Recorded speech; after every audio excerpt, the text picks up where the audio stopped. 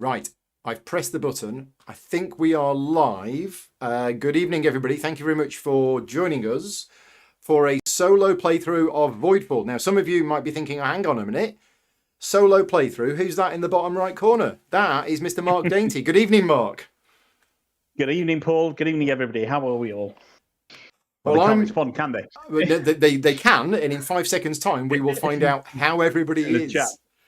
So for those of you who haven't seen my solo playthroughs before, I sometimes do solo playthroughs with another person. And that's for two reasons. First of all, I prefer playing solo games, certainly complex solo games, with another person to actually talk through the options and talk through the choices. And I do that mainly because I enjoy interacting with somebody else and I like cooperative games. And this isn't a cooperative game tonight. This is a solo game. It is just a one-player game. But also, my brain can't cope sometimes with complex solo modes in games. And as soon as Mind Clash Games asked me to create this video, and I was like, uh-oh, David Turtsy's had a hand in designing this game. His solo modes are very complicated. I need to get help with this. So I called Mark, and Mark offered to help. You called me to see if I knew. You called me to see if I knew anybody that could help. That's the thing. That's yeah, and true. you were stuck with me. That's true. Now, what I will tell you before going any further is the solo mode for this game is not your normal complex AI solo mode. We are not playing against another player. We are not playing against a bot. We are playing against the game itself. And having read through the rulebook myself while on the treadmill at the gym this afternoon, I was like, oh, actually, I think I'm quite okay with this. So the original plan tonight was that I was going to be playing the game, and Mark was going to be running what I thought was going to be the bot. However, what we're going to be doing is we're actually both going to be playing the game tonight. Now, Mark has played the solo game before. I haven't. So there might be a couple of points where I don't fully know what to do, but Mark does. And also Nigel is in the chat. So if we do get anything wrong, Nigel will correct us on that one. So if you haven't seen any of my other Voidfall videos, I have done a full how to play video, which is on the channel, which is a pure tutorial on how you play the game. It doesn't cover the solo or the cooperative modes, but 90% of the rules are the same. I've also done a 3-player multiplayer playthrough video, which was a couple of weeks ago. And the series is finishing tonight, which is a little bit sad, but this isn't the last time I'm going to be playing the game for sure. We're going to be covering the solo game tonight, but it's mostly the same as the cooperative game. There's a couple of differences with the cooperative game, but yeah, I figured we'd cover the solo game tonight. So before we go any further, Mark, do you just want to introduce yourself, tell people what your channel is? Absolutely. Well, hi, everybody. So my name's Mark Dainty. For those of you that don't know me, I run a solo-focused channel called Not Board Gaming. That's BORED. And I only cover solo games and solo focus because, of course, I have no friends and no life. No, that's not true. I just enjoy playing solo. So yeah, I do a range of kind of previews, reviews, and discussion pieces, etc. on the channel. And the reason I'm not down at Paul's house doing this is because he's about 200 miles away from where I live. Although for viewers in America who are watching this are probably thinking, well, 200 miles is not far. You know, but for us in the UK, 200 miles is quite a way. Yeah, certainly with our road systems, definitely. Yes. However, you don't get a traffic jam in space, do you? No, that's true. Although you do get Wales. And that's something that I've just added to the top right of the board just while I was having dinner.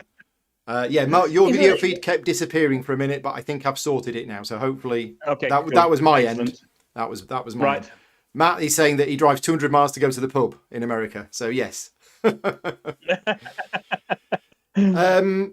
now we're going to be doing the solo playthrough today. I am not going to be teaching you how to play Voidfall. If you want to see that, go and check out the other videos. But we are going to be going through how you do the solo game tonight. And we are going to be showing you the rules for that as well as playing through it.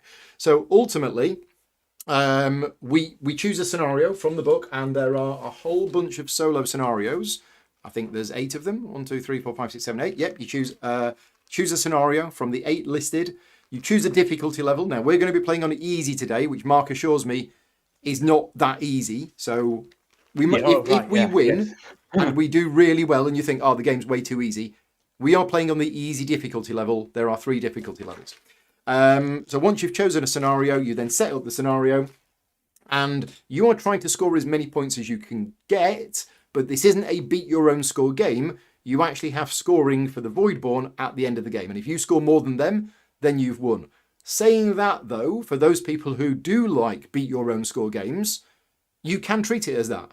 So there's the winning or losing is one thing, but even if you win, you can make a note of your score, and then the next time you play, you can try and get a better score. But the main objective is to score more points than the Voidborn at the end of the game. We play 3 cycles as normal, and if you know the multiplayer game, you will find that the core game concepts are exactly the same. We're going to play 3 cycles. Each cycle will contain a number of rounds where we play cards, we play a focus card, we do actions, and we do all of the stuff that we would normally do. However, the differences are we have a crisis board, which is this board here. So you don't use this in a multiplayer game. But what's going to happen is at the start of each of our turns, we are going to draw a card from it's the alert deck, isn't it, Mark? That's right. It's called the alert deck. The alert deck. So this is the alert deck. Now we have made up the alert deck based on this. This is our easy difficulty card, as you can see by the grey skull in the top left.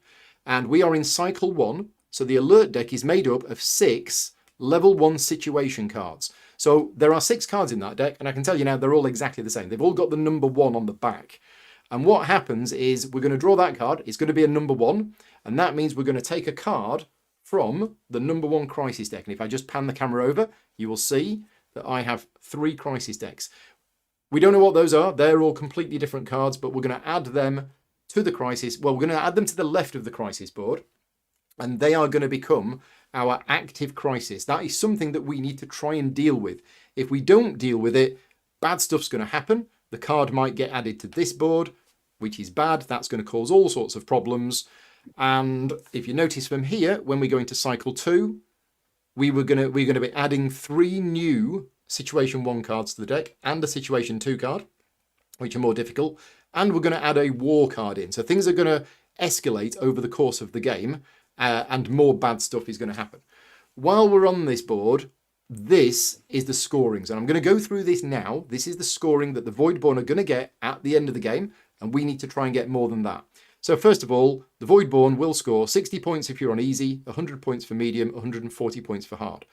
Then every solo scenario contains at least 1 rift sector. If that rift sector is still there at the end of the game, then the Voidborn are going to score 30 points because there is a way that we can close that rift. Then we have safe havens. I'll show you them in a minute, but one of the objectives of the solo scenarios is that we're trying to evacuate people to these nice safe havens. And for each safe haven which isn't completely filled, the Voidborn gain 20 points. Catastrophe tokens. That's these things. We don't want these. These are bad. If we ever get 3 of them, is it? No, it's not 3 of them, game over. It's 3 of them and you would get an extra one. Is that right? I thought it was 3 game over. I'll double check that while you're Mark's going to double check that. Looking at stuff. Yep. But anyway, catastrophe tokens are bad and they're worth 20 points each to the Voidborn. Harbinger tokens on the board are worth 10. They can consume technologies, so they're worth 5 each if it does that. Every crisis card on this board at the end of the game is worth 5. Every fallen house card is worth 3. Every corruption marker in the game, whether it's on the map or on our house map, is worth 2. And every corrupted population is worth 1. So these are all of the ways that the Voidborn are going to score points, and we need to be aware of that. And these are basically our objectives. Now, the last time Mark played, he did win the game, and he didn't close the rift. So it is possible to win the game without closing the rift, but if you do, it is 30 points. Right, Mark, did you manage to find out? Not yet. I'm still looking, so you carry on. I'll carry on. But that's the crisis board. There's a few other little differences that we'll go on to as we play. Yeah, Nigel has confirmed it's the 4th catastrophe that ends the game. It is, yeah. So 3 catastrophes, everything's fine. Well, maybe not. Now, when you're playing a solo game, you can choose any of the 14 houses to play. So you're not restricted based on the scenario. We've chosen to play House Cortazar tonight, which is one of the 4 basic houses that's used in the tutorial of the game. And then what you do is you choose 4 of the fallen house cards at random, and it's those 4 fallen houses that determine the technologies that are in your game. So normally, the technologies that are in your game are specified by the particular scenario. But in the solo scenario, whichever one you play, it's basically 8 random technologies. So the technologies we've got in this game, for those people who know, we have autonomous drones, destroyers, cybernetics, combat replicators, cloning, carriers, trade nexus, and central surveillance. We've gone with origin card A, so we start with torpedoes. We've done all of the setup already.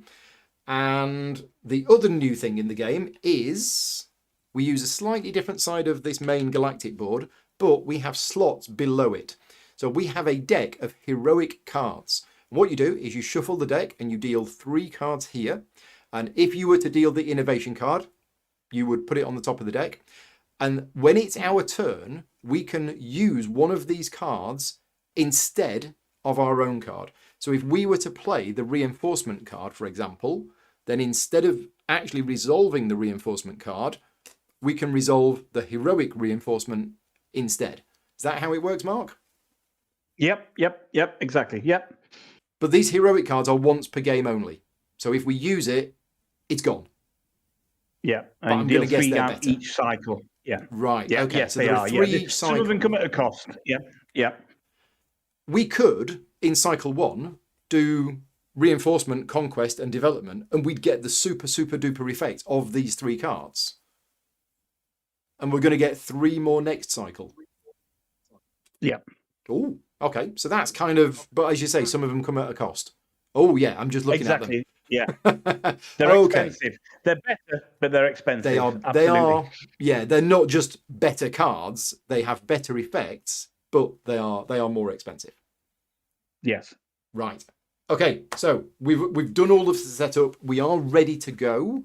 And yeah, the first thing we do, I think we draw the first galactic event, because all of the stuff that you normally do in A, B, and C, you don't do. Sorry, anything you do in 0, 1, 2, and 3, you don't do. So we have the Galactic 1 events. These have been shuffled.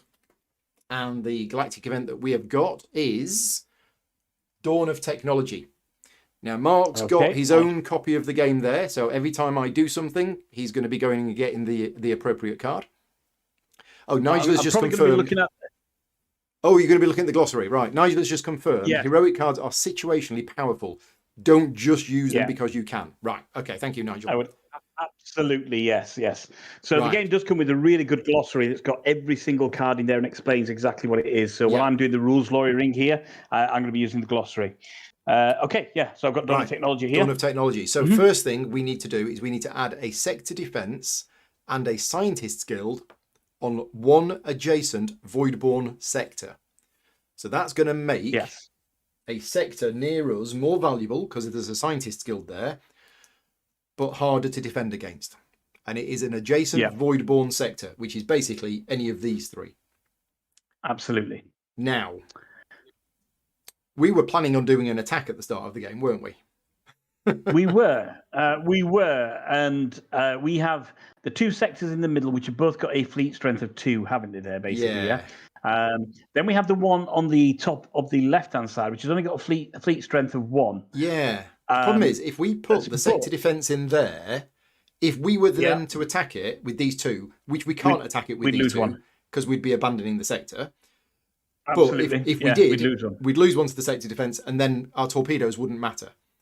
So, and I'm not too sure how important that sector is as well, because it's blocked off from getting us to the rift. Yeah, exactly. So even if we get that sector, we've still then got to come down to the other sector. So we're going to have to kind of pee or get off the pot, I suppose.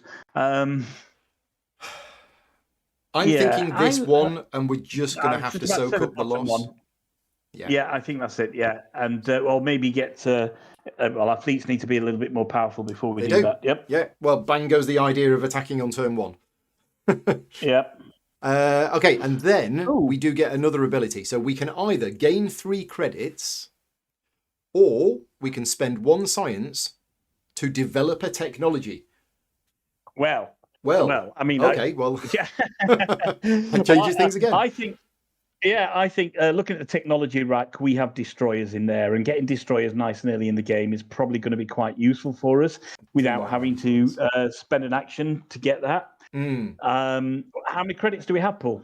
We do. We have 3 credits. We have 2 science. Okay, and we've got to. Oh, yeah. Sorry, this is spend a science, isn't it? It's spend a science to you know what? get a technology. I think at the beginning of the game we're kind of okay-ish for resource, so I would say spend a science, get a technology. I'd be erring towards destroyers, just because they had that little bit more power, firepower, and they do had on love initiative, destroyers. don't they, as well? Yeah, It's they get the initiative. They get the initiative. I'm just thinking we've got torpedoes. Yeah. Torpedoes on our corvettes. Okay. So I'm thinking maybe we don't do destroyers. Yeah. Maybe we go for something different, like carriers. Carriers could be really good because they deploy a corvette, don't they? Exactly. Is that what happens with they a carrier? deploy a corvette, and our corvettes have torpedoes. Okay. Now, I've never used carriers in a game.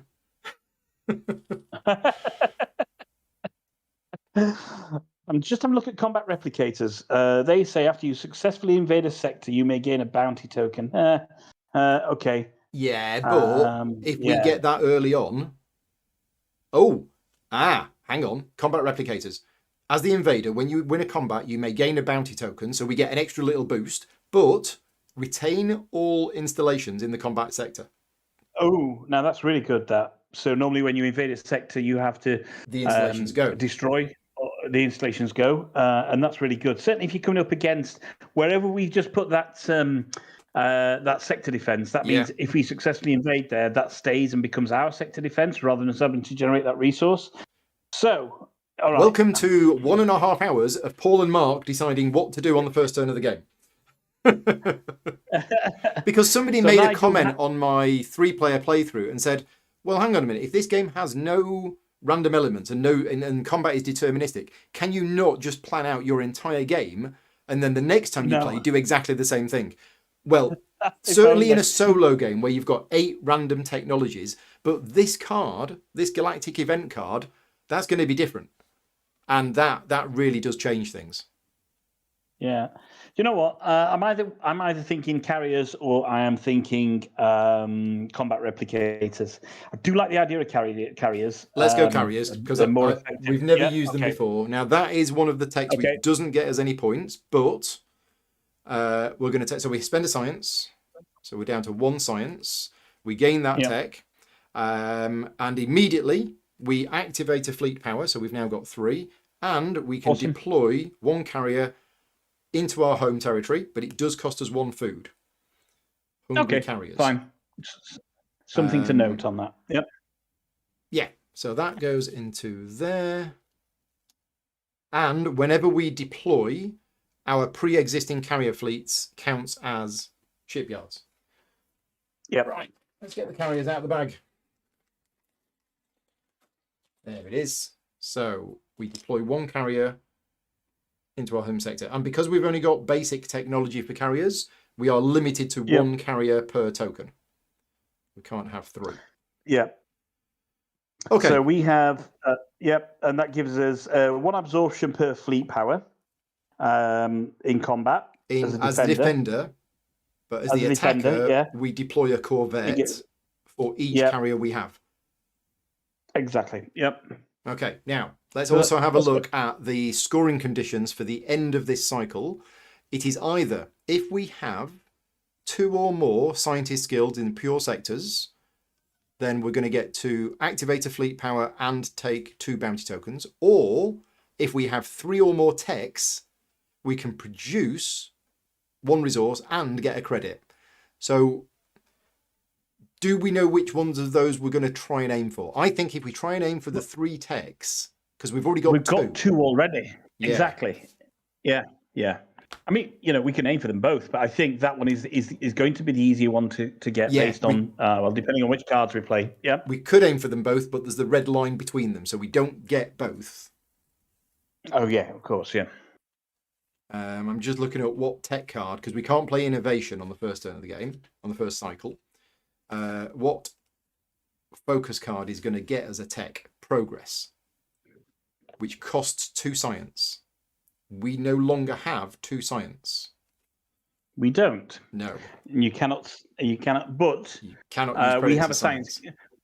We have a science guild in the home sector, do we? We do not. We Or is have that a not food? farmers guild. It's food, isn't it? It's farmers, isn't it? Sorry, it's it's the picture here. Right. Well, that's okay. At some point, we can have a look at building another guild. Or Maybe, this. or that, or the first line of the mat. Yeah. A million choices. Right. Off we go then. So we now go into phase B, and we're going to be doing this 4 times in cycle 1. And the first thing we do is we draw a card from the alert deck.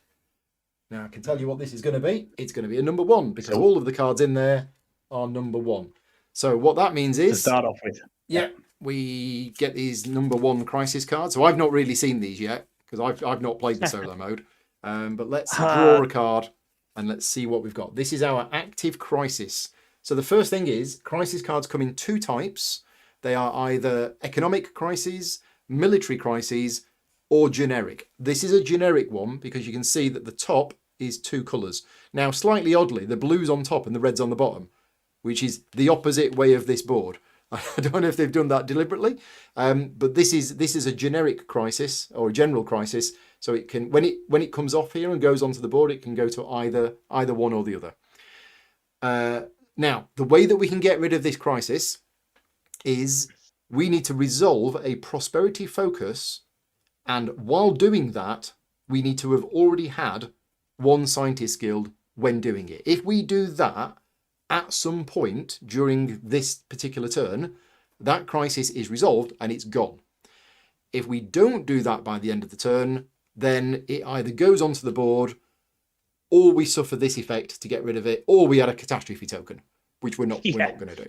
We're not going to do this early, no. Now, the interesting thing about this crisis card is that based on looking at the on what we talked about the galactic events, it's about having 1 science guild.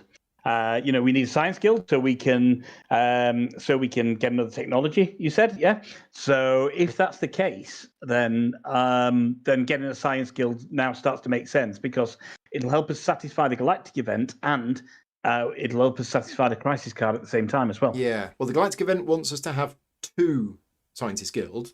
But yeah, if we now move in here, attack, we'll take over it. And then whilst we're in there, we then do the prosperity focus. That solves the crisis. Yeah. But so am I right in thinking we get a new crisis card every turn? Every turn, yeah. So we're not going to be able to resolve this on this turn. Because a turn is just playing 1 card, isn't it? It is playing 1 card with both actions on 1 card, obviously, or 2 actions on 1 card. Yeah, this is going to be difficult to resolve this turn, and we may then have to suffer burning your technology if we don't want to load the crisis board this early. Okay, but let's just say, this is the rules question for you. Let's say we don't resolve this turn, which I don't think we can, and we move it to here. Yeah. Can we now resolve it when it's on here? I don't believe so. Nigel. I don't believe so. I think you get 1 opportunity to resolve it, which is when you deciding to put it on the board or not. After that, I don't believe that you can resolve it. So I think it's that 1 opportunity. Well, Nigel's in the chat and Marcel's in the chat. Marcel has just said yes, but of course, he's saying you cannot do the bottom anymore. Right. I say yeah. So we have 1 chance. We have this turn to do it, which means we can't do it. It is impossible for us to resolve that crisis this turn because we would have to choose the prosperity focus and while resolving it already have 1 scientist guild. Oh no, hang on a minute. Yeah. Nigel is saying you can resolve 11. Crisis cards that are on the board. Excellent. Okay, right, you can. But it's just you can't do the bottom anymore. Right, okay. Yes. Thank you for confirming it. So we're okay. What's going to happen is that's going to go onto our board. But then later on in this cycle, we are going to get rid of it. Okay. So we don't need to worry about that one for now. He's right. Yeah, of course he's right. He made the game. The game. You may resolve crises. You can resolve the current crisis or any number of ongoing crises from either the economic or the military. Oh yeah, because they slide to the left, don't they, when you resolve them? Yeah. Yeah. Okay. So we know what we're going to do. We can now choose a card. Well. Yeah. So we got the full range of cards available to us, haven't we? Apart from Basically, innovation, yes. apart from innovation, yeah, which we wouldn't really need at this stage anyway. So let's have a look. I mean, let's have a look at attacking. So if we were to attack right now, because this is our home sector, we can leave it abandoned. We could go in with everything. Yeah, we could. What that would mean is that the sector defences would kill one of our corvettes, but then another corvette would pop out from the carrier. Exactly. And then we would win because we'd have initiative. Yep. And with our torpedoes, we'd deal 2 damage. Excellent, and that would do it. So we could absolutely look at one of the invasion cards. Is there anything in the heroic focus? The card on the right-hand side's got an invasion symbol on there, hasn't it? It does. If we did heroic conquest, we could use this, which would cost us 1 food and 2 energy, which we do have. Okay. And it would allow us to not only conquer the sector, but also remove corruption. Remove the corruption from that sector. And we get to retain that starbase on that sector as well. So what are the other 2 moves on that heroic focus, heroic conquest, should I say? We don't get to keep the installation because we didn't take combat replicators. Oh, we didn't, did we? We took carriers, no. So I don't think we want to bother with that one, but we could do this one. We could absolutely do this one, and we could do this one first. This is recall a fleet power to activate 2 fleet power and upgrade one of our glory tokens. We can absolutely do that. Okay. Should we do that then? So what, recall a corvette to activate a carrier? Yeah. Recall a corvette from here to activate 2 more fleet power. Okay. We must be in a position where we can strengthen that sector in the future, though, because of skirmish. Yes. We don't want to leave it open to a skirmish, We will. Okay. So what we need to do is we need to play our conquest card, which goes to our discard pile, but instead of resolving it, we're going to resolve the heroic conquest instead, which is going to go out of the game. Yeah. So we're going to do the prepare action first, recall a fleet power from there to there, to activate 2 fleet power. God, I've never had so much active fleet power. And then we upgrade one of our glory tokens. I'm going to have to move my bottle of water on the floor, otherwise it's going to get knocked off. Right, so we're upgrading a 2 to a 3. We've only got 1 token so far. Did we pay the cost on that? Sorry, Paul, I was reading the rules. It's recalling a fleet power is the cost. Oh, that was the cost, was it? Yeah. Okay, fine. Yep.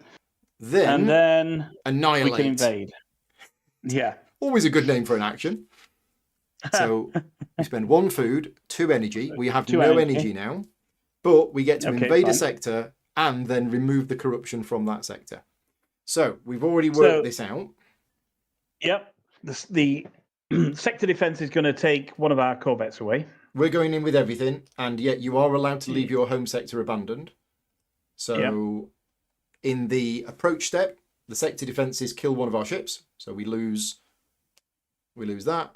But then, also in the approach step, our carrier pops out another corvette. There we go. And then we go into the salvo step. They have 2 initiative. We have 3 initiative. So we fire first. We deal 1 damage plus 1 damage because of the torpedoes, which kills them. Okay. Right. So the combat is over. The installation disappears. All sorts of other things happen. We get the bounty token, which is either 1 food and 1 science or 1 influence. I don't know if you're anything like me, Mark, but I don't want influence at the start of the game. I want stuff. Not at this stage. I want resource at this stage. Yeah. Absolutely. Yeah. It makes more sense. Yeah. So we're going to gain 1 food and 1 science. So that's got us back to 2 science. Yep. Bounty token goes there. We gain the glory token. And we gain 5 influence because we currently have... Oh, in fact, I don't know where my points tracker is. We start with 10 points. We start with 10 points. There it is. So we've now got 15. Yep. Right, so we have 15. Let's just pop it there. Yep. Pop it there. Not that anybody can see it. Right. Now, this Harbinger token. Harbinger tokens in the cooperative and solo games work different from the multiplayer games. So explain to us how these work, Mark. So what's going to happen now is that Harbinger token is going to move onto the crisis board. And effectively what it does, it acts like a card. It either makes a skirmish one level harder, or it means you've got to start paying resources, basically. Now, there are actions in the game that will allow us to remove that. But that is kind of a bit of a dissuasion from trying to invade on the Harbinger sectors. Right. So that's got to go onto the crisis board. So it didn't make this fight any harder. It just means once we've defeated them, this token is going to go up here and make our lives harder up here. Yeah. Which one are you thinking? Exactly right.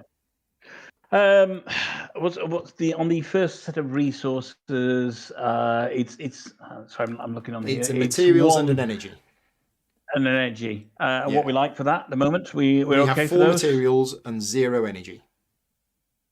But we have 3 credits.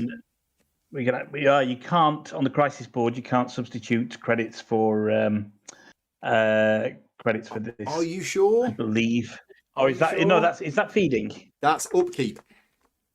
That's upkeep, isn't it? Yeah, I remember reading while I was cycling on the machine. That is upkeep. You can because it's not upkeep. Yeah. Okay. Fine.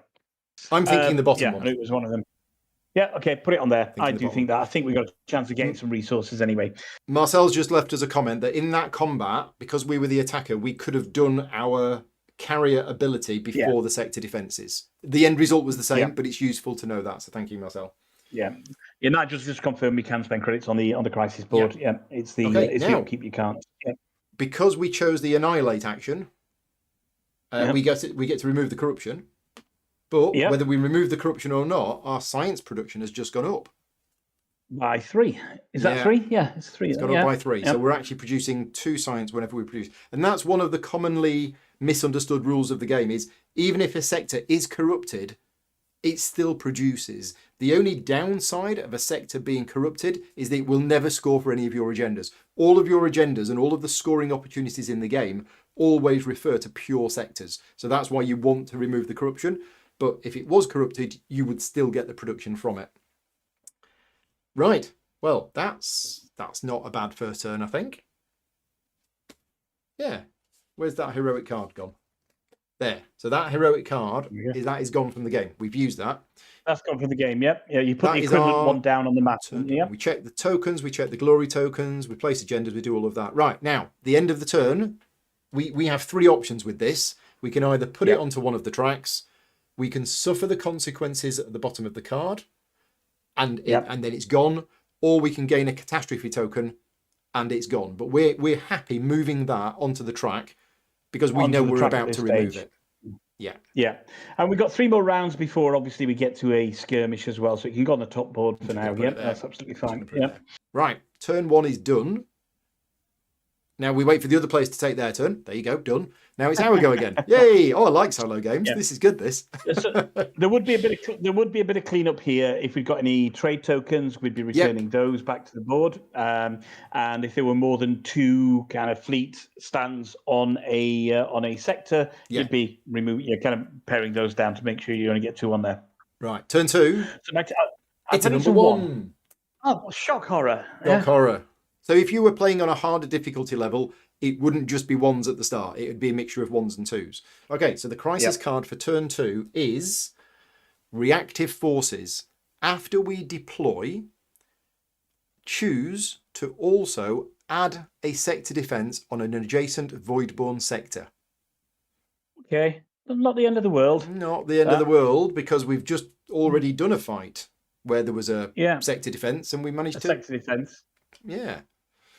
And we know that with the carriers, if we attack with the carriers, if we lose a corvette from that, we can just replace that with the corvettes. Yeah, or do it before if we're the attacker, as Marcel said. So should be a pretty easy one to get rid of. Yeah. At some point this cycle, we want to play our prosperity focus in order to get rid of this crisis. Absolutely. Do we want to do that now? Is it too early for that now? So prosperity allows you to advance on the economy civilization track. Okay, which would get us a trade token.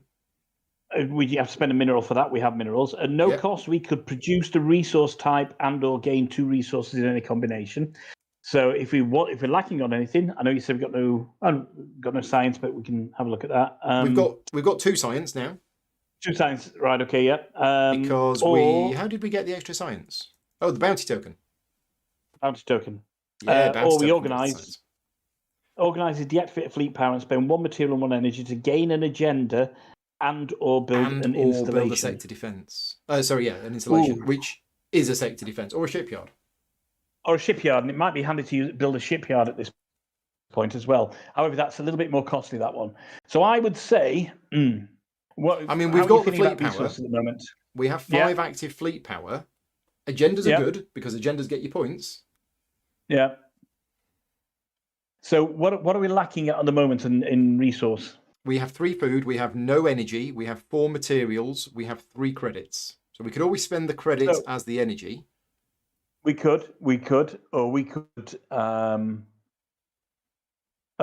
use store, so the middle action to produce a resource type and produce energy. I don't know what it would. Yeah, and then production use one is of not that high energy though at the moment. Not though, is it? That's the thing. Yeah. And we also gain 2 resources in any combination as well. We do. If we do that, so that does help us get resources. What's the first level on the economy track? That is trade token. Well, the first one we skip past that, and then we get a trade token. Past that, go to trade token, which gives us what at the top of the board? That's going to give us 2 resources anyway, isn't it? No, it'll get us a bounty token.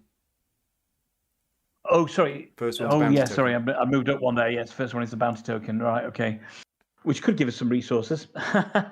David is watching and he's shouting at the TV like an old man watching a football match. Thank you, David. I bet he is. It is. Lucas is saying we should be planning our 4 turns, but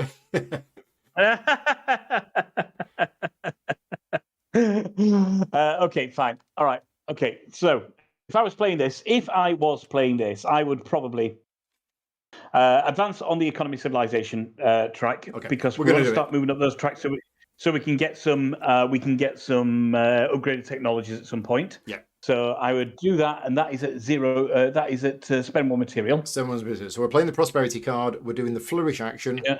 We're spending 1 material to advance on this track, and because of the arrows, we move to there, and we get a trade token, which gives us a bounty token. And the bounty token is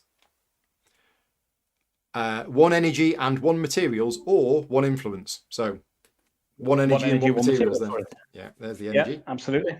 Energy, 1 materials. Right. Okay. And then the second action that we want to do from the prosperity, are you thinking produce, or are we thinking taking an agenda? I think we take an agenda. We want to start thinking about building those agendas. They're additional scoring points for us. Why wouldn't we start thinking about an agenda right now? Just having a so look the at agendas that we got agricultural union, comprehensive education, trade monopoly, and progressive welfare. So let's have a look at those starting agendas. 18. Well, if we are going to be playing progress next, then we want to be taking the comprehensive education. Okay. But looking at that, I mean, we can always take some from the top of the deck as well, can't we? We can. We can blind draw 2 from the top of the deck, because that is choose 8 1 plus science, or for having 1 or more sector defenses. Oh, it's 3 influence for every sector, every pure sector that we have with a sector defense in it, which at the moment is none. Yeah. Davey is saying, listen to Lucas. And Lucas is saying, what is Lucas saying? I don't know.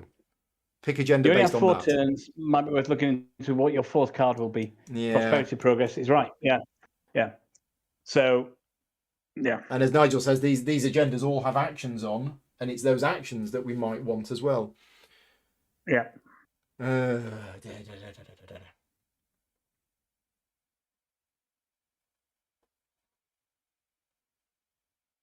We have agricultural union, comprehensive education. I don't think any of them at the moment are going to be good for us in terms of scoring. Not this round, but we can then potentially build to them. We still can't play them just yet, so they go into the hand, don't they? Yeah, but we might be able to play them this cycle. Yeah, yeah. which is fine because it gives us the additional action on there. Yeah, I'm Marcel thinking, says maybe. yeah, that's what I'm leaning towards. I'm leaning towards, because none of these are particularly great for us, is Yeah, picking just two going blind. from here. Yep, let's do it. Do it. Okay, Let's so we're going to go do crazy. the organize action. We have to deactivate the Yep. fleet power. We spend our 1 energy. We spend materials. We're going to draw 2 from here. Yep. Okay, so we've drawn. What do we have? Let's press this button, see if this is the right button. No, that's not the right button. This is the right button. We've drawn Intensive Warfare and Mining Consortium. Okay. Now, both of the actions on these are the same. In 5 influence, all right, and they're both okay. Move up. Move your lowest track up and gain a trade token. Okay, which is pretty good. Mining we've Consortium currently gain got 5. this, Excellent. but we might not have if we move things away. We're going to have to build some more ships, I think. Yeah. I mean, that was going to be a suggestion anyway. So, Mining Consortium gain 5 influence if your material production yield is 8 or higher, and get 5 influence for each of your pure sectors with 2 or more fleet power. And the other one was, If you have intensive warfare. 3 or more three or more shipyards, yeah, 3 or more pure shipyards and star yeah. bases, but we're not using star bases. It's 6 points if you've got 3 shipyards. And get Nigel is just confirming that the actions on the agenda cards are the same for each type. Okay, so all of these cards all have the same action on. 7 influence for each of your pure sectors with 3 or more fleet power. Oh, it's touchy, but I kind of like the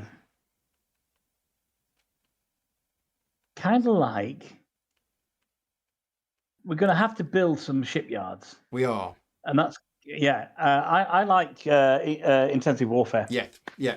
I'm thinking the same. Yep. So we put the one we don't want to the bottom of the deck, and the one we do want goes into our hand. Right. Turn 2 done. Yep. Have a look at the crisis. What happened with the crisis? We didn't do it. So yeah. But we are going to do it, aren't we? So yeah. We're happy shuffling that along. Again, it's blue and red, so we can put it on either one. Let's shuffle it along. To either one, yeah. Move along to there. As long as we complete in the next 2 turns, then that's okay. Yep. Which we will. Right. Okay. Turn 3. It's another level 1 crisis. A 1. So this time, it's Cleansing Fire. Okay. Right.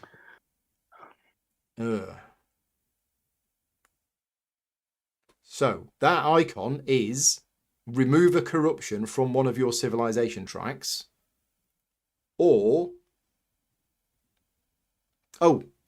we played a prosperity with the Science Guild. Sorry, yes, we forgot to remove that one. That's gone. Thank you very much, Lucas. Thank you. Yeah. Remove a corruption from our civilization or track. move a corruption. Yeah, move it to or from. From. So it's remove I think it's move. Both. No, it says here in the book. Oh, okay. Remove or move a corruption from a civilization track. Right, we don't have any corruption on the civilization track. No. So if we do get any corruption at any point, which can happen with some of the cards, then we put it on the civilization track and find a way to move it or remove it. Yep. Okay. Or we could just scrap that crisis at the end to gain a corruption. But let's see. Yep. So ideally, we want to gain a corruption and then find a way of removing that corruption. Removing it. Yep. But are we going to play our intensive warfare agenda? If we do, so what card does it play with? Progress or prosperity. We've already played prosperity, so we could play our progress and we could get another technology, which then sorts us out for the galactic events, 3 doesn't it? Basically. Yeah. Okay, let's do that then. Have we got enough? We do. We got 2 science. We got 2 science. Perfect. Yeah. Then it's like we planned this. It is. Yeah. Let's play that. So we're going to play a progress card.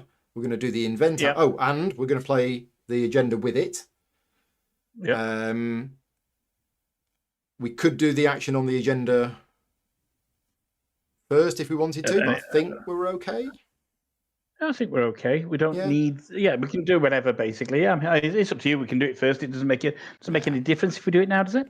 We'll No? spend 2 science. No, because we've got the science that we needed. But if we didn't have the science, we could have done that first to get the science to then spend it. Yeah. Okay, so take a technology. Now we want a third different technology, don't we? We do indeed. So we go back to the technologies. We've already got. We've got our carriers. That's the improved ones. We got our carriers. We did talk about combat replicators, didn't we? Basically, as well at some point, which allows us to keep the installations. Should we go for that? Because we're about to add another sector defense in. Now this one is actually worth 4 influence, so we go up to 19. And the immediate benefit is we get to activate a fleet power. Perfect. There you go. 3 technologies. Now, excellent. Second action from the progress, we can either produce science or gain a scientist guild, or we can restore, which is deactivate a fleet power to remove corruption in the hex, which is no use because these are all pure. No. So it's going to be experiment. Do we want to produce science or do we want to add a scientist guild? Let's. How many science we got? We're going to get 2 science, aren't we? Shortly. Because of the agenda card. Does that not give us 2 science on the agenda card? Is that right? Oh, you mean on here? No, sorry. I'm just looking at the agenda card. It's all right. I don't have it in front of me. So we're going to move up on the smallest. For it. Oh, no, but we're going to move up on the lowest track, aren't we? Basically, we're going to get if you look at the agenda card. Yeah. Or we could move up on this one, but I'm thinking that one. Okay, fine. We're going to get 1 science, yeah. Yeah. I'd say let's put another science guild down for future production. That because one thing we've not explained to people is how you actually start sending people to the safe havens. And there are 3 triggers which will allow you to do it. And it's the same on all of them. If you overproduce 2 resources on the same turn, or you reach tier 4 on one of your civilization tracks, or you have 6 population and and 3 or more guilds in a pure sector. As soon as you do one of those things, you can put a cube from your inactive area into here. And then when you do it again, you can put another one in there. And once you've got one in there, that is complete. And you get this bonus here. So having 6 population and all 3 guilds in a sector is something that we could do. Anyway, we're going to build another scientist guild there. That moves our science production up to production level 6, which actually generates us 4 science whenever we generate science. Right. Absolutely. Yep. Done. And we've got the action on the agenda card, which we haven't done yet. So if we move the top track, which is statecraft, I think it is. No, statecraft's the middle one. Can't remember what the top one's called. We get a credit and a science. Yep. 4 credits, 1 science. Nice. And we gain a trade token. Yep. Now we're going to lose that trade token. Oh, no, we're not, because we're going to have 2 agenda cards. Awesome. Yeah, we planned it. What do we want for that trade token? Do we want 2 resources, a bounty token, or a science? I'm thinking energy, because we don't have any energy. Yeah, we don't have any energy. Let's get 2 resources. Yep. 2 energy. Okay. Yep. Cool. Oh, it's an ore. Thank you, Lucas. It's an ore, so we don't get the trade token. Oh, right. Sorry. Yeah. Okay. It's advance on your lowest track or take a trade token. Or, right. Is that the red line there? Okay, fine. Yep. Right. Fixed it. All done. Our turn is over. We slot the agenda card in and we put that trade token on that one. Have we satisfied any crises? No. No. Okay, fine. We haven't. So, what we're going to do with this crisis, are we going to add it to the tracks or are we going to get rid of it and take a corruption? Let's take a corruption at this stage. We've barely got any corruption. I don't think we're going to be able to do this that easily. Yeah, let's take a corruption because we would need to have a corruption. So I'm okay with taking a corruption. So the crisis is gone, but we get a corruption. Now we can place this on it on our tracks, on our mat, or on the agenda board, can't we? Is that correct? We can't put it on the agenda board. We can Sorry, only no, put it has it to be, yeah. in one of our We've got on sectors, one of our or on one of our sectors, sorry, tracks, yeah, or on or one on of the our maps. agenda slots. We don't want to sully our sectors at this stage. No, I'm thinking put it here Okay, yep. because we don't need that slot at the moment. No, not at the moment. We'll have to find a way of getting rid of it in the future. Yeah. Right. Turn 3 is done. Turn 4. We have our final crisis for this cycle. And it is another general one. It is depleting reserves. So while resolving a production focus, choose to spend a bounty token twice. Now, we do have 2 bounty tokens, and we do have a production card in hand. Okay. And production would help us kind of set us up early for the next round. Kind of concerned we're not really reinforcing massively at this stage. Our fleet power's a little bit static. We're going to have a skirmish come into the one just above the home sector as well, and we have no protection there whatsoever. Because of this, we are going to get a skirmish of... well, in fact, we're going to get a skirmish of 3. Because we've got 2 corruption on our house map, and +1 for this. 1 there. Oh, Marcel is saying... Sorry, it is remove bounty tokens from sectors on the board, not spend them from here. Okay. Yeah, so you're getting rid of them from the board. Yeah. Right. Okay. So this is our last turn before we get a skirmish, and the skirmish is coming in with a force of 3, and it's going to come in here, and it's going to wipe us out. Which means we lose the sector and we lose a glory token. Yeah. Bad. We don't want that to happen. We need to reinforce into we don't even have a shipyard. We have 1 shipyard at home. But remember the carriers count as a shipyard when you are deploying. So I think that means we can build. If that's right, it says when you deploy, your pre-existing carrier fleet powers count as shipyards. Yep. So let's just have a look at the reinforcement card. So reinforcement actually works for us, I think, here. So there's 2 actions on there that we can do. First of all, we can muster, and that allows us to, for each shipyard you have, deploy 1 fleet power in its sector. So that's good. And we have the materials to do so.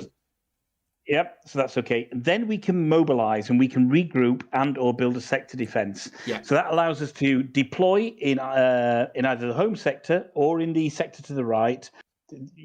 There'd be 2 there, wouldn't there? Basically, that would be and then we can move them up to, or move some of them up to the endangered sector, and that should get us through that skirmish. Yep. Or we play heroic reinforcement. There we go. Now, this is blooming expensive, I think the phrase is. That one, the muster action on that costs 4 materials, which we don't have, but we do have credits. Yep.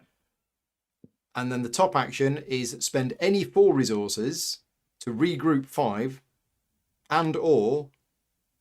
Oh, that's interesting. You have to spend 4 resources, you regroup, but then you generate 4 resources, and we move on our lowest track. It sounds just like, perfect, basically. I think there's a reason that Marcel said you have the perfect, you got lucky, you have the perfect heroic card there. He's absolutely right. Yep. So let's do that. We're going to play our reinforcement card, but we're not going to use it. We're going to use the heroic reinforcement instead. Right. Which one do we want to do first? We want to do the muster action because we need to build. Muster action. So we've only got 3 materials, so we spend those, and then we spend a credit as if it was the 4th one, and then we get to activate a fleet power, and then we get to deploy a fleet power everywhere where we have a shipyard. So we deploy a fleet power into here, which could be a carrier. Yep. Do we want a carrier in here? I think we do, don't we? Why not? Why not? Basically, yeah. Why not? It costs us a food. Because, and also it gives us an extra defense bonus, doesn't it? Oh no, that's for Yep. So do that. Right. And this counts as a shipyard. Exactly right. So do you want a Corvette in there? I've got enough food. It's going to have to be a Corvette because we can't have an extra carrier in there. Of course, yeah. We've only got one at this stage, haven't we? Yes, that's Corvette. Technically, yeah. we could have a second carrier token, but then we'd have to discard one of those. Yeah, but isn't that at the end of the turn? So don't we get to regroup first? Oh, that's true. Yeah. Oh, that's true. So we're going to be regrouping anyway, aren't we? So we're going to. Okay. This means we're going to have lots of carriers. Actually, though, yeah. Okay, but it's not a bad thing. Okay. Ish. So we're going for another carrier. It gives us less influence, doesn't it? Basically, less initiative. Than carriers still 3. provide 1 initiative. Yeah, but the fleet, the corvettes, you can get 3 on from there, can't we? Yeah. Okay, fine. Okay. Yeah, the bottom action would allow us to play shipyards, but we need to be building stuff and regrouping. So we've done that. We have built there where there was a shipyard, and we've built there where there was a carrier. Now, this crisis, after you deploy, choose to also add a sector defense on one adjacent voidborn sector. Okay, fine. Add it on the one to the right that's got. This one? No, that's already got sector. It's already got sector defense, hasn't it? There, we can add it in there if we want to, but I'm thinking we add it here. And this one here, yeah. Okay, which means that crisis is sorted. Yep. So that's that gone. Right, we've done the super powerful muster action. Now we do the accelerate action. We need to spend any 4 resources. But we're going to get any 4 resources back. You know what, Paul? Go on. We could have done this slightly different. We still got a trade token, haven't we? We could have flipped that trade. Yeah. Oh, to do 3. We could have flipped, to do all 3 actions. To do 3. And we could have used withstand first, which would have allowed us to build up to 2 installations in the same or different sector. Or discard same or different sectors. So we could have built more shipyards. We could have built a shipyard exactly where that is. That would have increased our upkeep, and we are awfully low on resources. Okay, fine. But we're going to get 4 resources. We could have done. Fine, all right. Yeah, we could have done. All right. So we've got to spend 4 resources. We only have 1 food, 3 credits, and 1 science. So I'm thinking we spend the science, we spend the food, we spend 2 credits. Okay. But then we get 4 back. Yeah. Now, get our upkeep is currently 0. Oh, no, our upkeep is currently 2. So we definitely need 2 food. Yep. What are we thinking for the other 2? Where are we on energy? We got 2 energy, is it? We could just take 2 credits back. We got no energy, no materials, but credits can be used as materials or energy. Okay. So I think if we take, unless we need science, but I don't think we do, I think we take 2 credits. That gives us more flexibility for cycle 2. Okay. And then we get to move on our lowest track, which is that one, which moves that to there. Yeah. And we get to regroup 5. Yeah. So let's think about this now, because now we may. So we got 1 in that sector, and we know the Voidborn are going to come in with a power of 3. 2. That's now what's going to happen. 1, 2. Oh, 2, because we got rid of corruption. We cleared the crisis. Yeah. Yeah. Okay. Fine. So we need at least 3 in there, basically. Mm-hmm. So, okay. This gets a little bit tricky now. Yeah. We can do it. I'm glad we're playing on easy. So we. Yeah, so we can move the destroyer from the home sector up into that sector. The carrier. And the carrier, yeah. And then, oh man. Yeah. So that carrier in defense is going to provide us with 1 salvo absorption. Yeah. So what's going to happen? Let's just run through this. If a fleet power of 2 comes in here. Yeah. There's no sector defenses. They've got 2 initiative. We've got 2 initiative. We both fire together at that point. We both fire together. We both deal 1 damage to each other. Yeah, but that's an absorption. We've got a salvo absorption, and we've got torpedoes. Yeah. Oh, and also at the start of the combat, oh no, there's only if you're the attacker, so we don't pop out Only if another you- card. So I think we're fine. Yeah. I think this Yeah. is safe from an attack of 2. Which means this is also safe from an attack of 2. Well, let's think about this as well. If you look at that sector there, we've got 3 in there. We're going to need to move something We've got to from move there, one of basically. those out. Yeah, so why... Yeah, exactly. So I'll tell you what, move that carrier back down to the home base and move one of the carriers from that sector into that sector. And then we're that fine. Makes more sense. And then we're fine. Yeah. We are fine. Now, there is this. So we are going to have to resolve this. And also, we've got this. Now, if this goes to there, we're actually going to get attacked by 3. Yeah. Rather than 2. Which changes If it goes things. to there... If it goes to here, we're going to have to pay 1 material, 1 energy, and 1 science. And we have those, do we? No. So we're going to lose... Science. So we're going to lose a 3. We're going to lose 3 going influence. to lose 3 influence. Oh, we have credits. You can't use credits as science. Oh, you can't. No. Balls. Yeah. Yeah. I don't think there's anything you can do. Fine. I don't want to get attacked by 3 because I think that's going to completely mess us up here, isn't it? Yeah. Or we take the penalty at the bottom of the card. Yeah, we could. And which would be lose all of our credits at the moment. Okay.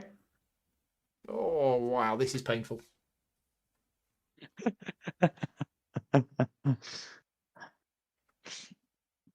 Okay. I think we've done our actions, though, haven't we? Yeah, we have done our actions. We're not spending for the 3rd action because we don't have the upkeep for it. Wherever I put it, I threw it off camera somewhere. We advanced on our bottom track. We did the regroup. We gained 4 things. That's it. That is our 4. Yep. I've got 5 4 here. actions. Oh, yeah, because innovation. Innovation is there. Innovation. Yeah. Okay. Marcel is saying, can't you put 3 corvettes in one sector and 2 carriers in the other? Let's have a think. We could, but would 2 carriers provide us with? It would. It would provide us with 2 salvo absorption.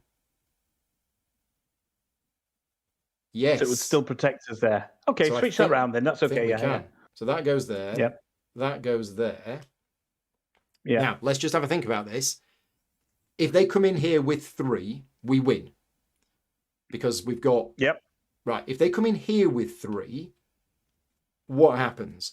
They've got initiative. They fire first. They deal 1 damage. We soak up that 1 damage. We then fire back at them. We deal 1 damage to them. Leaves them with 2. On the second turn of combat, they've got 2 initiative. We've got 2 initiative. So they deal 1 damage to us, which we soak. With our second... We fire back and deal 1. And then on the third round of combat, we win initiative and we kill them. Yeah. So, because that card we're can safe, go... Yeah. That card can go to the top. Absolutely. Yep. Right. Wow. So yeah, let's put that up there then. So that's the resolve the advance the Voidfall is that step there. So then we move into that's the end of phase B. Phase B. Yeah. So I'll let you go through the board now and show people. Is we now get attacked. We now have the skirmish. Yeah. Which is 2, 3. Yep. Okay. And now what we need to do is we need to work out where those 3 are attacking. Now, we've already just worked out that if they attack here, they deal no damage whatsoever. Yeah. If they attack here, let's just work this out, because if they deal no damage here either, we don't need to resolve anything. So they come in here with 3. There is no approach stuff that goes on. We win the initiative, and we deal 2 damage to them because we've got torpedoes. They deal 1 damage to us, which we absorb. And then in the second salvo, we kill them. So I think it doesn't matter where they attack because they can't deal any damage to either of these 2 sectors. So it then comes down to where the biggest losses would be, basically. Which is 0. Is it still? It's 0. They deal no damage here. and no damage here. Assuming we've worked out that combat correctly, then that's pretty impressive to withstand an attack of 3 and take no at damage. This stage. Yep. I'm waiting for Marcel, Lucas, or Nigel to tell us we've got our math wrong, but I think we got it correct. Nigel says combat correct. Yay! Yeah. Excellent. Right. Okay, time for a celebration. You've brought the bottle of champagne. I've got the Jaffa cakes. It's Camden Hell's Lager, but it's close. Yeah. Okay, right. Okay. So then we have to resolve the economy part of the crisis board if we've done the skirmish. Oh, I forgot about that bit. Yeah. We have to spend 1 material and 1 energy. Exactly, because it's the leftmost exposed there. Yeah. Okay, so I've spent 2 credits. We're down to 1 credit. Then we go into step 2. So in step 2, we have to pay for upkeep. We have 2 upkeep because of our agenda. We have 2 food. I've never had so few resources. That's that. And then there's this icon.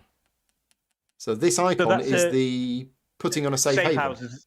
Yeah, safe haven, not safe houses. Yeah. So if you'd got a population of 6 and the 3 installations, which we don't have, that's when you put the token on. That's when you would do it, right? Okay. And now we do the scoring of the galactic event. So we have both. Yeah. We have 2 scientists guild, and we have 3 technologies. So which do we want? Do we want to activate a fleet power and take 2 bounty tokens, or do we want to produce resources and gain a credit?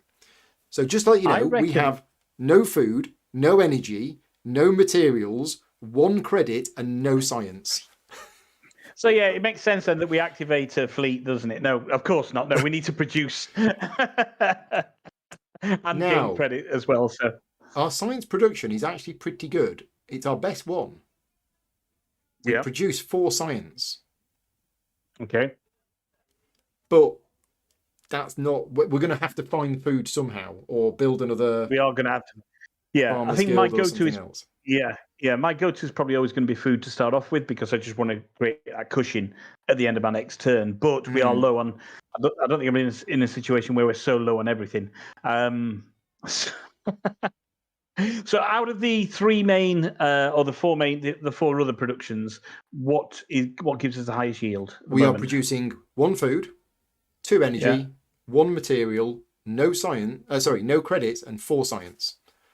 That's why the gamer in me is saying, well, look, if we produce science, we get 4 of it. But okay, fine. But what are we going to use that 4 science for? Exactly. So I'm thinking we need energy or materials or credits. Oh, we can't do credits. There's no production on credits. No, so it then has to come down to energy, which is the next highest yield for us. So I say we produce 2 energy. So we produce 2 energy. Yeah. I mean, we could have produced credits, but we don't get any production. And then we gain 1 credit. So, right. Yeah. David Kirksey says, I was so looking forward with glee on you dying on the upkeep. Not on the first cycle, David, Just about got rid of it.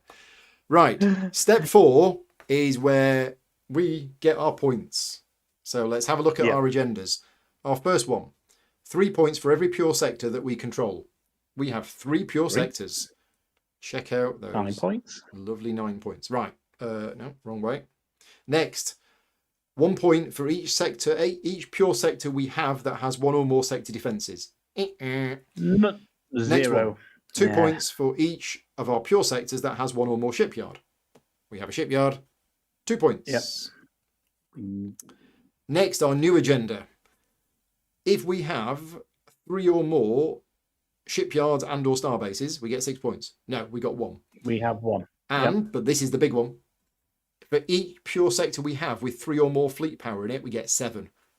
So we've got 7 for this. Yeah, not quite that. But that's not bad. We're on 37. 37 influence. That is the end of cycle 1. I'm exhausted. Are we going to do cycle 2 next Saturday?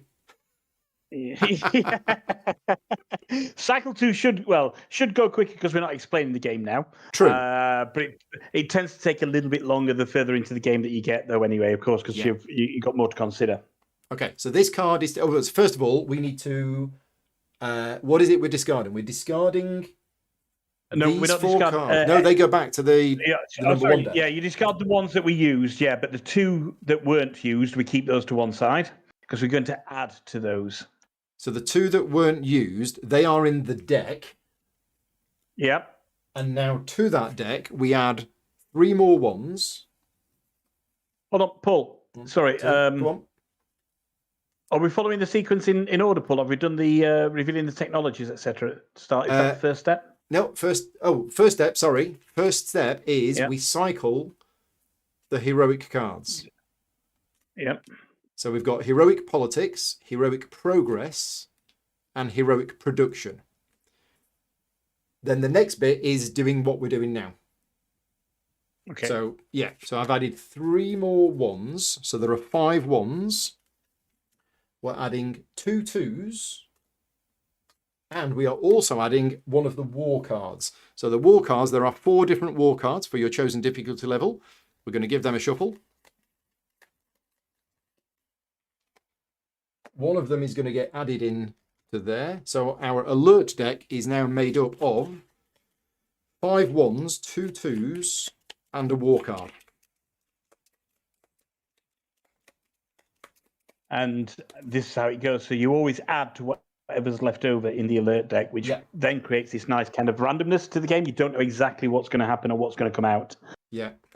I seem to only have one there. Is that right? Yeah, that's right. No, you should. Yeah, you had. There's one left because there's only 6 of them. Right. Okay. And if you're playing on other difficulty levels, you will also be told to add Harbinger tokens to this board in addition to everything else. Yeah, I'm glad we're playing on easy. So we've done that. Next. What's that last icon there? It's Harbinger token. Yeah, so we're not doing that. Then we remove a trade token. That goes from the game. Then we're going to remove that board, which I found in the bottom of the box. So there's improved technologies are available. And now we can't get yet. We can't get them? Why can't we get them? We haven't unlocked because we haven't unlocked the ability on the the track. Yes. Yeah. We get all of our cards back and we get a Cycle 2 event. Okay. So here we go. Let's see what this event is going to be. It's Dark Ages. Okay. Wow. So we're going to be playing 5 turns. Go on. Each player must place a reclaim token and 1 Voidborn fleet power on 1 Voidborn sector that is adjacent to their sectors. So a reclaim token's a nice thing if we can get it, and it's just increasing the strength on a sector by 1. Now we have a sector just above us that has a strength of 1, don't we? I think so. That would feel like the obvious choice for that. Just put it on there, and may not even bother going in there. Yeah, and a reclaim token as well. Yeah. Yeah. Okay, we've done that. And place a corruption on the Might Agenda offer. There you go. That's fine. We've already taken a Might Agenda. And each player may spend up to 6 science from their stockpile to gain the same amount in credits. I think we should spend all of our science. I agree. Let's do that. Let's spend all of our science. We spend all of our 0 science. Yeah.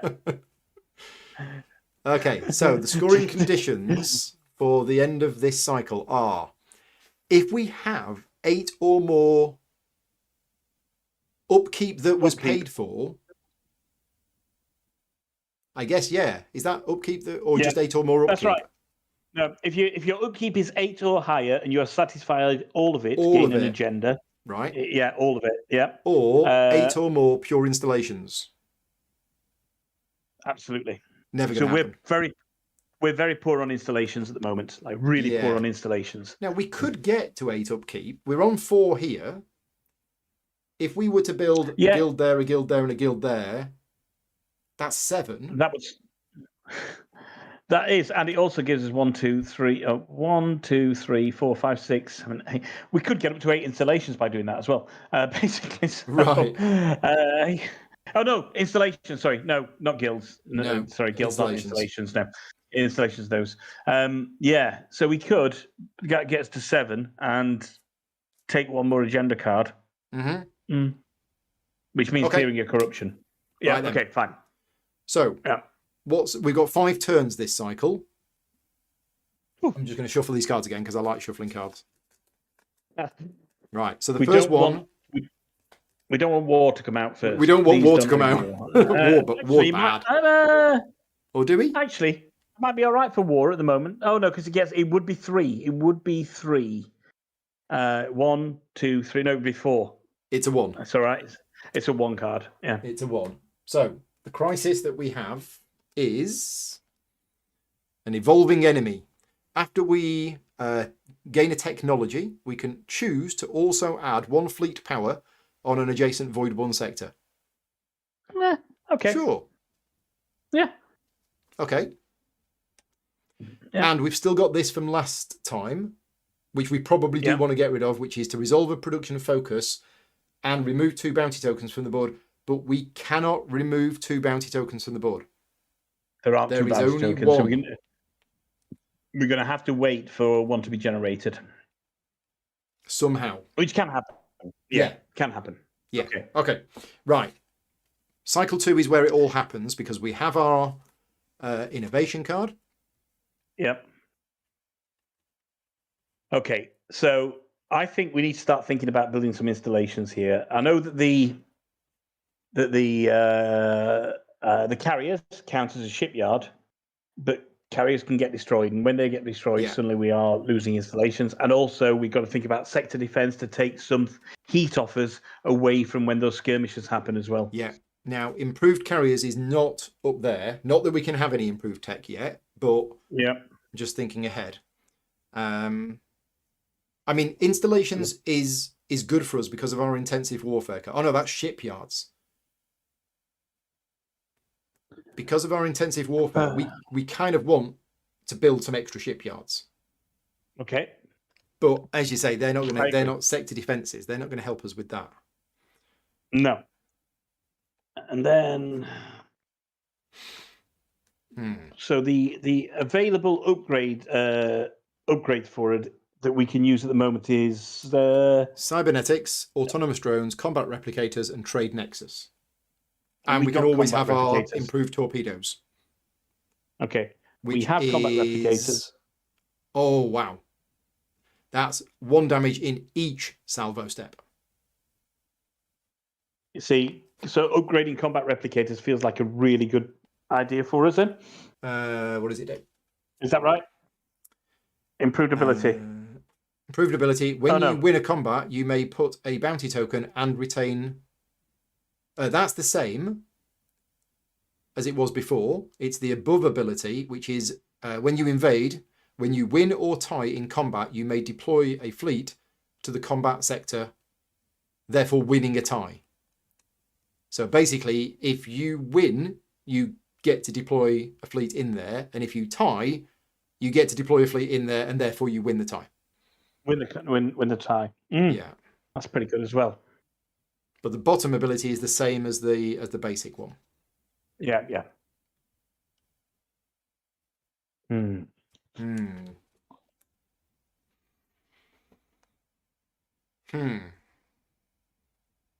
need to get our production up. Our production is pretty low. And we can do that by increasing our population, which is moving up on the green track. Yep. And there is a card, at least 1 card that allows us to move up on the green track, which is production. No, that's politics. Production. Now, there's also heroic production.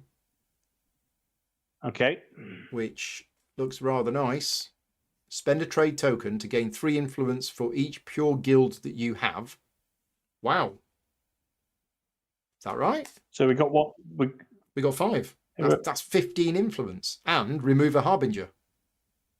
Hold on. Heroic production. Yeah. Return a trade token, gain 3 influence for each of your pure guilds and or remove a harbinger. Yeah. Okay, so that's fine. That's a good one to do. So let's do heroic production then. Yeah. And I think we do the bottom ability as well. optimize, on, recall a fleet power, remove a corruption, and move up on the green track. which is great, but the whole point of doing production was to try and produce some resources. True. Forgot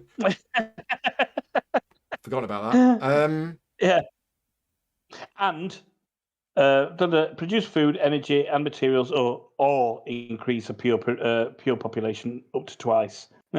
Okay. I mean, increasing population So twice is also... it's such a good card. Maybe we try and get another trade token. Before we do that, agreed. Okay, let's do that. So, how are we going to get a trade token? So, to get a trade token is... politics. Control. Politics. Which spend also one credit. could allow us to... No, because we don't have any science. And do we have any credits? We have a credit, but you can't spend credits as science. No, I know. I was just looking for the at bottom that. one. For the bottom one, yeah. Do the bottom one, spend the credit, get a trade token. When we take the trade token, we get the 2 science. You use the science to pay for the inspire to move that up to there to take a technology. When we take a technology, we fix that crisis. Boom. Yeah. Except there's heroic politics just to throw in. Yeah, Paul was saying, why don't we use the trade token to do all 3? I was going to, but the top one required you to spend a trade token. Let's just have a look at heroic politics. I don't know whether we want to. No, that's too expensive. Advanced on statecraft. No, we don't have those resources for that now. So we're going to do normal politics. We're going to do the bottom action first, which is control. Spend a credit. To gain a trade token. Take a trade token, which gets us 2 science. Yeah. Now we can move a corruption at this point. We don't need to move a corruption, do we? No. No. Okay, fine. No. I don't think we want to move a corruption. Then we do the inspire action, which is to spend a science to move up on the blue track to take a technology, which cannot be an improved one. So we're looking at not just basic technology. And the technologies we got left are cybernetics, destroyers, cloning, trade nexus, and central surveillance. Cloning might be nice. Okay, we just go to that. 24. Because we are going to be increasing our population. So it gives us an immediate effect of gaining a credit or activating a fleet power. We're okay on fleet power at the moment, so we get that. And then the permanent ability, when you increase a pure population, you may either gain a credit, gain either 1 credit or activate 1 fleet power. So it does. It's a bit of a credit machine. That cybernetics is when you produce, you may get 2. Oh, sorry. When you build, when you establish a guild. You get 2 resources that guild would produce. Straight away. That's quite good if you're going to build guilds as well. And central surveillance, let me just look at that.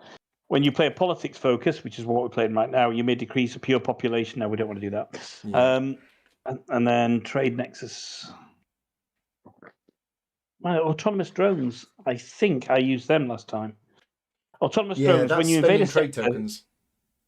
Yeah. We're not going to have it. Well, taking the tech gets us a trade token. Yeah. The problem is we can't keep. We can keep another one this turn, but we wouldn't be able to keep an extra one if we took it now. Yeah, and then next turn we're going to be spending both of our trade tokens. Yeah. Trade nexus, when you return a trade token, so they are trade token heavy. So, okay, so for me, then we don't want to go destroyers because we've got too many different fleets on there at the moment anyway. Yeah. I'm thinking cloning. We're getting... Okay, let's go cloning. Yeah. So we gain 4 influence. Putting us up to 41. What score did you get last time you played this scenario?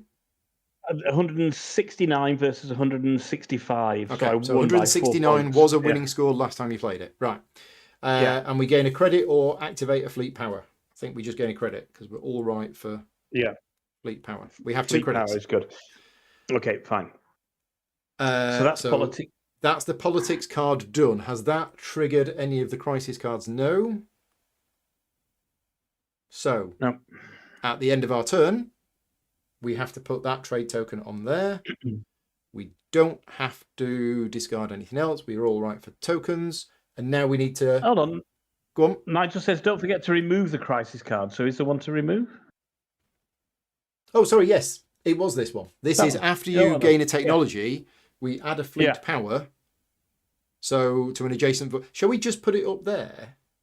Yeah, I don't want to even go in that place, basically. So we'll just keep dumping stuff in there, and that's got rid of that crisis. There you go. Yeah. So, crisis is done. Turn 2. Crisis card. Alert card. Yeah, alert card. It's a 1. So the crisis is imprecise research. When we gain a basic technology, choose not to get the 4 influence, or just take one that doesn't have the 4 influence. Okay. That's a shame that wasn't there a minute ago. Yeah. Okay, fine. Okay. So, are we doing the heroic production? I think we're in a position now where we should be thinking about heroic production. It's a case of which 2 you want to choose, or all 3. Or all 3. All 3. Yeah. This is going to be a phenomenal turn. So we're playing production, but we're actually going to be doing heroic production. Yeah. And we are going to be spending a trade token in order to do all 3 actions of the card. Yep. So, first one. Do you want to produce first? No, we want to do the bottom track first because that will increase our population, which will increase our production. So remove a corruption and or advance on the civilization track. So obviously remove a corruption from our board. Yeah, so we have to deactivate... we have to recall a fleet power. Recall fleet power, yeah. To remove a corruption. Yep. And move up on the green track, which allows us to increase the population of a pure sector. Now, I think we increase the population of this one because we're about to produce these 2 resources. Or we are increasing the population. Or what, sorry? So the other option on heroic production is that we just increase the population twice rather than producing. But no, we need resources. We need to produce. We need resources. Yeah. So I would say we do that, we get more resources. Now, it takes us a little bit further away from fulfilling the safe houses. Because that would take that to a 4 on the other one. But I think increased production at this stage is probably best for us. Okay. We want that moving up. So increase the population there because we moved that up to that. So that's the optimize action done. If we then do the middle action, which is supply, we produce food, energy, and materials. So we gain 1 food, we gain 3 energy, and we gain 2 materials. Finally, we've got some stuff. So we now have 1 food, 5 energy, 2 materials, 2 credits, and 1 science. And remember cloning. Low on food. Yes, remember cloning. That's when we increase population, which we forgot to do. Yeah, so we increased population here, which means we can gain a credit. Thank you very much. That's why we took cloning. So we've actually got 3 credits. Right. And then we get to return a trade token onto the galactic board. So that one goes back to the galactic board. Nexus. Oh, if we'd have taken Trade Nexus. Oh. Too late now. Can't unwind that. Took Trade Nexus. Oh, yeah. So we return that to gain 15 influence. Yeah. Putting us up to 56. And remove that Harbinger. There you go. I'm going to burn it. Yeah. Awesome. Nice. And then at the end of our turn, that goes over there. Yeah. We're all right for fleet tokens. We're all right for agenda. And where are we on the crisis cards? Anything resolved? No. Right. No. So that is going to have to go to the bottom for the time being, then, isn't it? Oh, do we want to? Oh, how many science is that? 2. 2. We only have 1. We could lose 2 science. No, we've only got 1. Balls. Yeah. Okay. I was going to produce science, but my advisors told me that we can't eat science. So we've actually got 3 credits. Okay. Thank you very much. That's why we took cloning. So Yeah. So, don't listen to them. right, I think we're done. Turn 3, Okay. and then we're halfway through the game.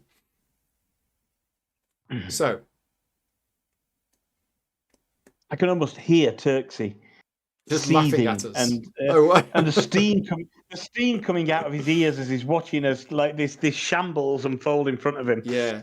It has to be said, neither of us are expert players at the game. We both enjoy the game a lot, but we are nowhere near in Nigel or David's territory. Or from other people watching in the chat, Marcel is an expert at the game. John's just popped into the chat as well. Lucas seems to know his stuff.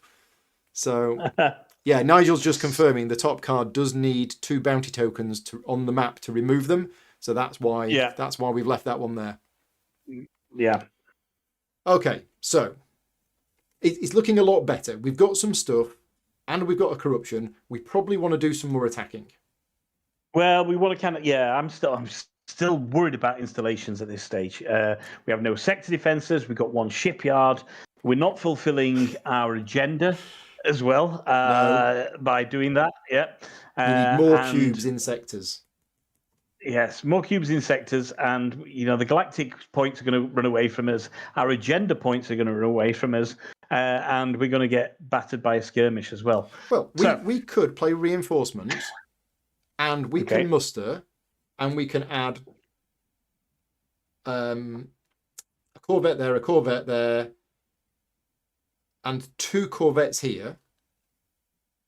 Hold on a second. Before we reinforce, though, because we got how many turns we got left? 2 turns left, yeah. We got. Oh no, that heroic production should be over there. We got 3. We've only had 2 turns out of 5. Okay, I'm thinking before we muster, we potentially need to build an installation. So if we look at prosperity, with the reinforcement card. No, that only allows us to build sector defense. Oh, you're thinking a shipyard. Build a shipyard. I'm thinking a shipyard. Yeah. So you're thinking the development card. Either development or prosperity. I think development's good. We recall fleet power, establish a guild, and build an installation in that sector. In the same sector, yeah. Spend 1 material. We can build 2 installations basically on this. We could. Or guilds, yeah. So let's play development. Yeah, that's not an heroic card for us this time, is it? No, it's not. No. Okay, so the top action is spend 1 material to build a guild or an installation anywhere. Yeah. So let's think about what needs protecting and what we want to do for moving out. We've only got 2 sectors at the moment, so both of those kind of need protecting. Where are we going to pan out from? We can either go from the bottom middle tile out to the right and head up towards the rift that way. There's the fallen house here as well, if we wanted to take that on. If we want to say that. That's the easier route, going up that way.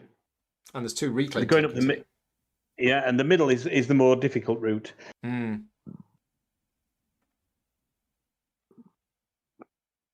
Excuse me. So I would say we build, because we're going to build 2 installations here. We potentially build a shipyard. Oh, we've got the destroyers on there at the moment, though, haven't we? The carriers. The carriers, sorry. But shipyards get us points as well in the agenda, so we definitely need to build a shipyard. Somebody's absolutely right, Paul. We need to draw an alert and a crisis card. Did we not do that? And a crisis. No. Okay, the alert is another 1. And the crisis is going to change things. The crisis is burning bridges. It's a military one, so it's going to go in the top. We don't have a choice of this one, but it's after you place a guild. We can also remove a bounty token and a reclaim token from a Voidborn sector, which we can do. Excellent. We can get rid of. We can get rid of that. Excellent. We can get rid of that by the thing that we are literally about to do. So it's not changed anything. So let's do that then. So I think what we need to do is we need to play development, then we need to place reinforcement, and then we need to attack a sector, basically. That's our remaining 3 turns that we've got. Yeah, okay. So development, top, I've already played the ability, shipyard there. No, shipyard here. The other one. Yes. Because then the settle action is we recall 1 fleet power from here. Yeah. to build a shipyard and a guild. Yeah. Now, what guild do we want in here? It's probably going to be food, isn't it? Food, absolutely Because our food. upkeep is... Yes. So we build a guild, and because we've established a guild, we remove a bounty token and a reclaim token. Does it say from the same sector? Nope. Just Okay. remove a bounty token and a reclaim token. But I took that one because we're not going to go there. Yeah, I agree wholeheartedly. Yeah. That's good. So that's that crisis card done, and our food production goes up 1, 2, 3. Right. Yeah. So that was those 2 actions. Now, admittedly, the third one allows us to increase the pure population, which would have allowed us to get a credit. And remove our final corruption, but we don't have another trade token. No. So we can't do all 3. Right. Okay. That's it. That's that turn. Next turn. We've resolved that crisis. It's gone. Yeah. Next turn. Alert card. It's another 1. Oh God, I'm not looking forward to turn 5. No. I'm genuinely worried about turn 5. Right. Power leak. Somebody left the lights on. After we build a sector defense, we could also spend an energy. That's it. You may not use credits as that energy. Okay, so we build a sector defense, spend an energy, and that's that crisis resolved. Which we can do on reinforcement. Yeah, we can do that on reinforcement. We've played 3 cards. Okay. What are the two heroic ones again? Remind me. That's not politics and progress. Oh, that's fine. Politics we've already played. Yeah. Yeah. So either or, accelerate or mobilize allows us to build a sector defense. So on reinforcement, which is good. Yeah. Yeah. And on civilization track gets us into the next phase, so we can think about upgrading technology. So I would suggest takes us an agenda. It builds a guild. Yeah. I would say that we do accelerate as our first action. So we're going to play reinforcement. Yeah. We're going to deactivate a fleet power to place a sector defense. Yeah. Now, where?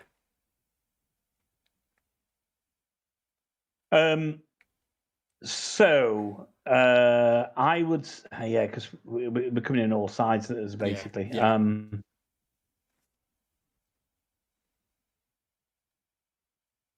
You see, that sector over to the left worries me. Yeah, that's where I was thinking.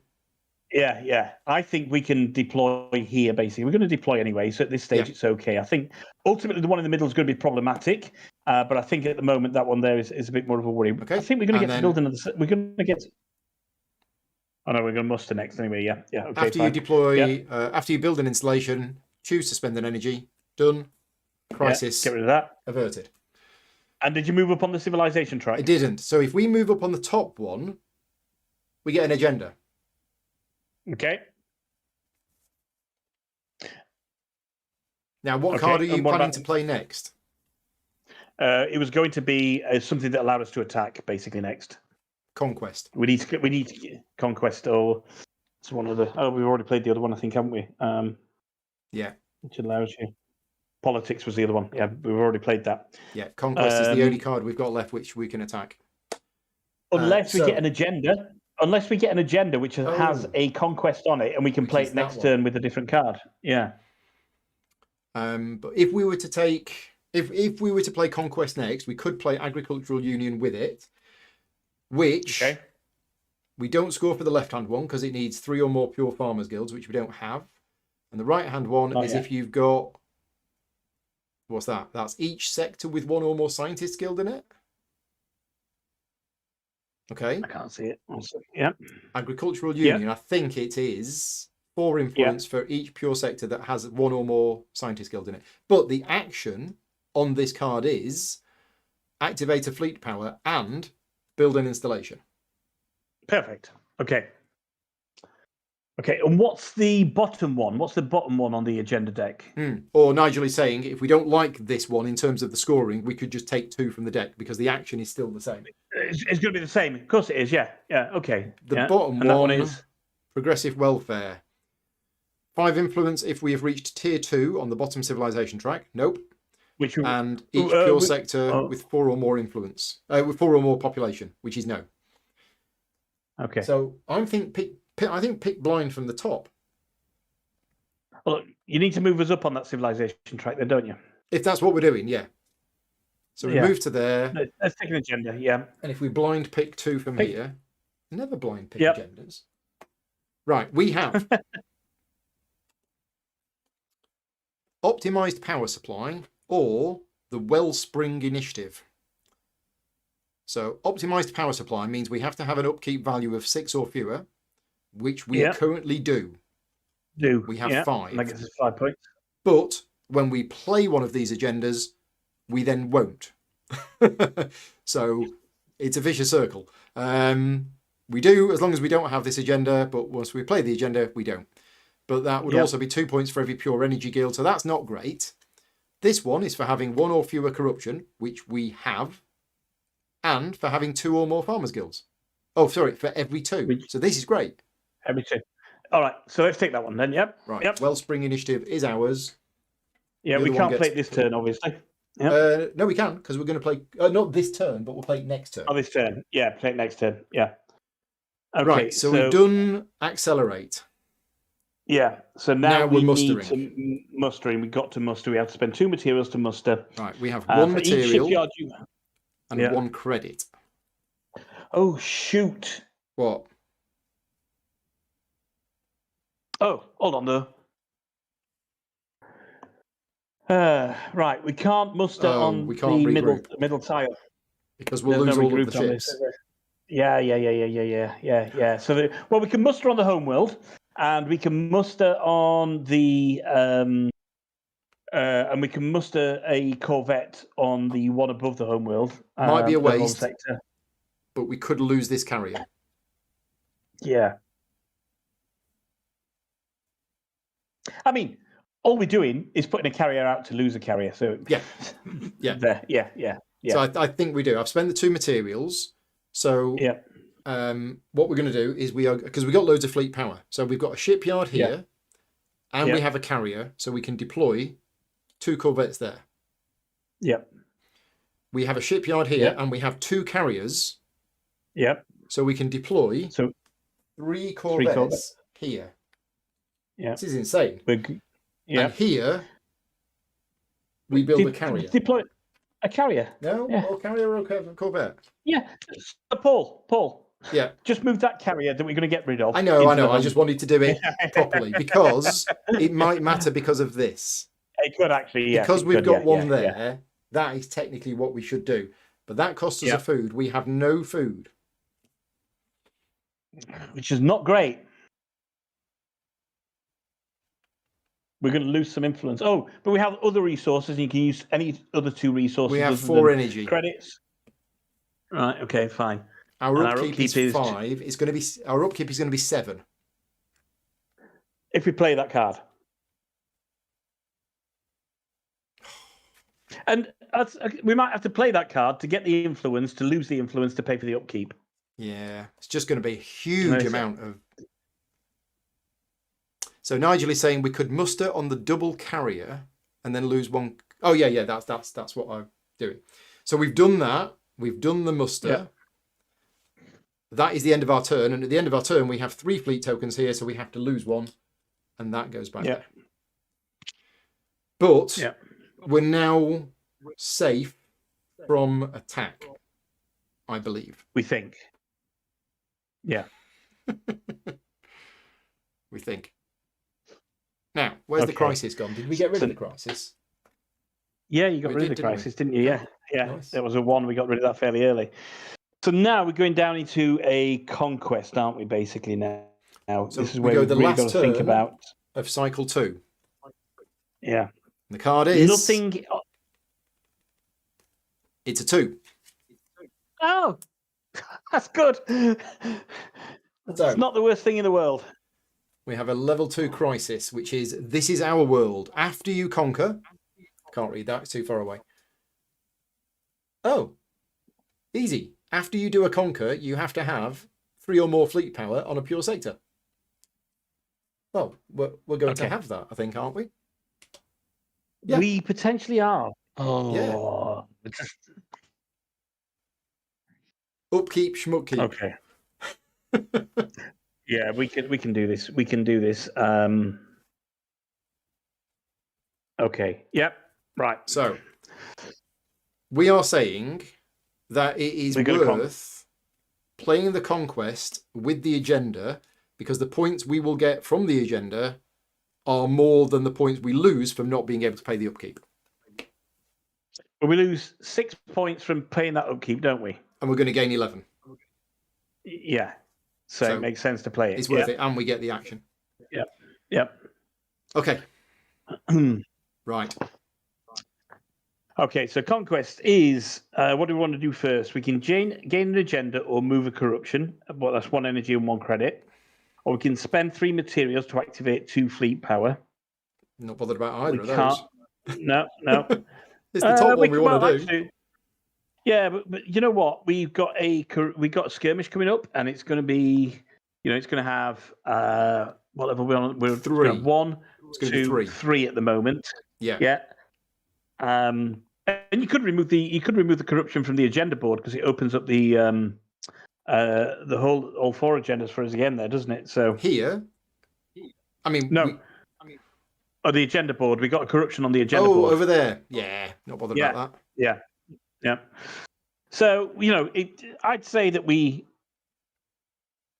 spend an energy, spend a credit, gain an agenda, and move a corruption. We gain an agenda because we can decide what we want to play later, and then we invade, basically.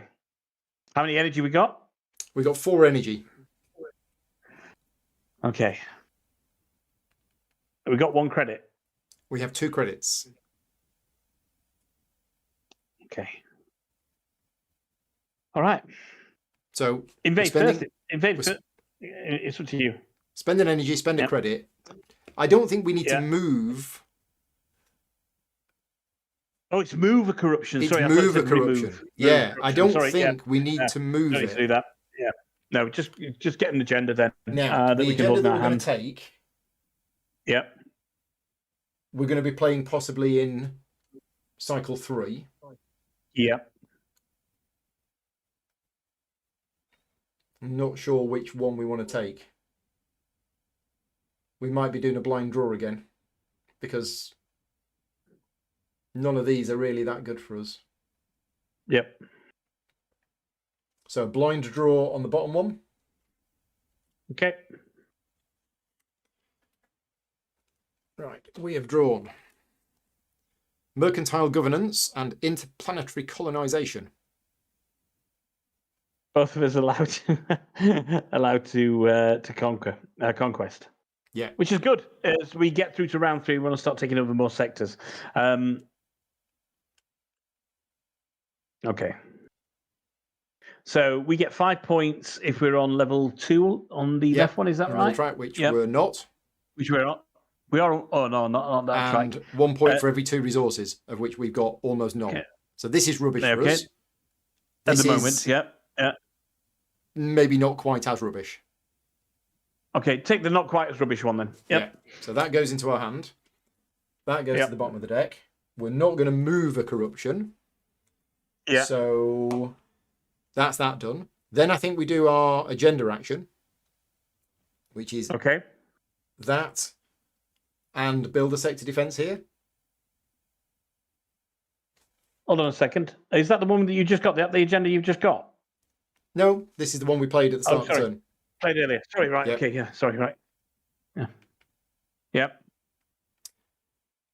And now we do 2 energy. Yeah. Wow. We are going to be losing a huge amount of points in upkeep. Yeah. It's fun. It's fun. And that's what it is. Yeah. And we've not played this optimally. No. Right. We're conquering. So now we're conquering, and we got 2 options basically here. We can go for the sector that's got 3 glory, a glory token of 3, which we're going to take some damage on, but we get 2 reclaim tokens on that. Or we go down below and we get the fallen house and we claim the technology. Food and technology. That could really help us. Oh, I'll tell you what, if only we had a trade token, we could take the tech, we could take autonomous drones, and then we could use that trade token to buy off the Voidborn skirmish. So, and that's the thing about this game. The amount of times I've played it, where you go back over actions that you didn't take, and you then start thinking, "Oh my god, I wish I had done X, Y, and Z." But yeah, okay. So I think I know those reclaim tokens are nice. I know it's only got a strength of 1 above it, but we can take that next turn. Got to be mindful of the skirmish, which is not too bad at the moment. It's only going to be a power of 2, I think, at the moment. The skirmish, is that right? 3. 1, 3, 3. A power of 3. One because we have 1 on our board. 1 because it's cycle 2, and 1 because of this. Yeah. So we're okay everywhere, basically, on that. They're not going to win. Oh, so Nigel has just reminded us, the benefit of taking autonomous drones is you gain a trade token.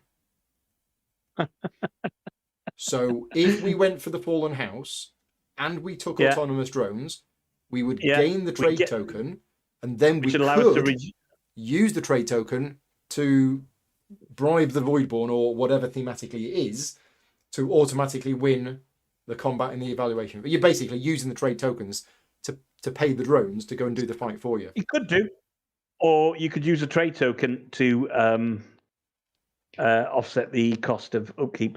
But it feels like this is going to be an exposed sector when we move into here, isn't it? Basically, that's the sector that's going to get attacked. So I think we do depends that. What we go in with. Well, we don't have to go in with much, do we? The problem is, in here, there are 2 sector defenses. It's 2 sector defenses. I forget because they're on the card. And they're on the card. I'm actually just going to put them on here. The rulebook doesn't say to do this, but I'm going to do it. So there's 2 sector defenses in here. That means we're going to have to go in with 3. Well, if we go in with 3 corvettes, we lose 2 corvettes and then we win. Yeah. But then and we take it, it exposes it, but we then use the autonomous drones to ignore the skirmish. We could. But what about the sector that the corvettes are coming from? So if that's the case, we've got a sector. It doesn't matter, because the autonomous drone says you use them during a skirmish to win the combat. To win the skirmish. So it doesn't matter where they're going to attack. So we could do that, and then we're absolutely safe. Let's do that then. Yeah. Now, our other option is that we go into here. Yes. Because these reclaim tokens can be very nice. If we went into here, there is 1 sector defense and 1 corvette. So if we went in with 1 of our corvettes, we'd die. If we went in with 2, we'd die because we'd lose 1 to the sector defense, and then the initiatives would be tied. We'd have to go in with 3.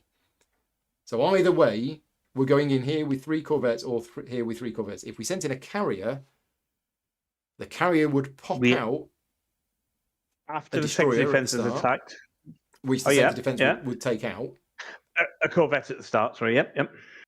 I think if we send in a carrier, either way we can do it. If we go into here though, whilst the rewards might be better, we are then vulnerable to a counterattack. Absolutely, and we could lose a sector and lose glory for that. Because they'd come in here, we'd kill 1, we'd absorb 1, we'd deal 1 to them. Now, hang on a minute. Let's just work through this. If they attack in here with 3, 1's going to die from the sector defense. So let's say there is only a carrier. That's good. Yep. So they come in here with 3. 1 dies from the sector defense. They win initiative, but we absorb the damage. Yep. Then in the second round of combat, and then we deal 1 damage to them. Yeah. And then in the second round of combat, we've got tied initiative. We've already used our salvo absorption. We wipe each other out. Yeah. So and therefore they win that here, sector. Yeah.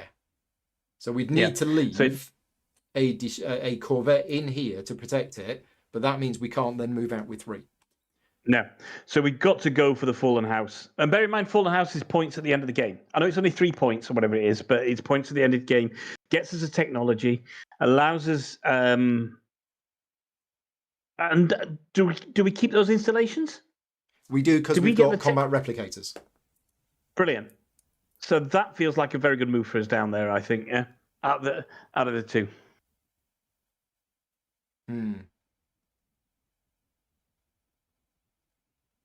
Yeah, I agree.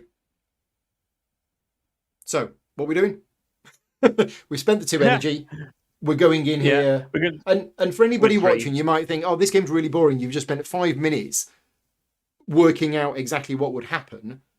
Yes, we have. But now when we actually do it, we now don't need to work it out because we've already just worked it out. Worked it out. So we move in there with 3 corvettes, 2 die from the sector defences, and then that goes back there. And then we've got 1 initiative. They have no initiative. And if the enemy side ever has no initiative, then you win. Yep. Great. So now we've won that. Yeah. Now, this is a question for Nigel.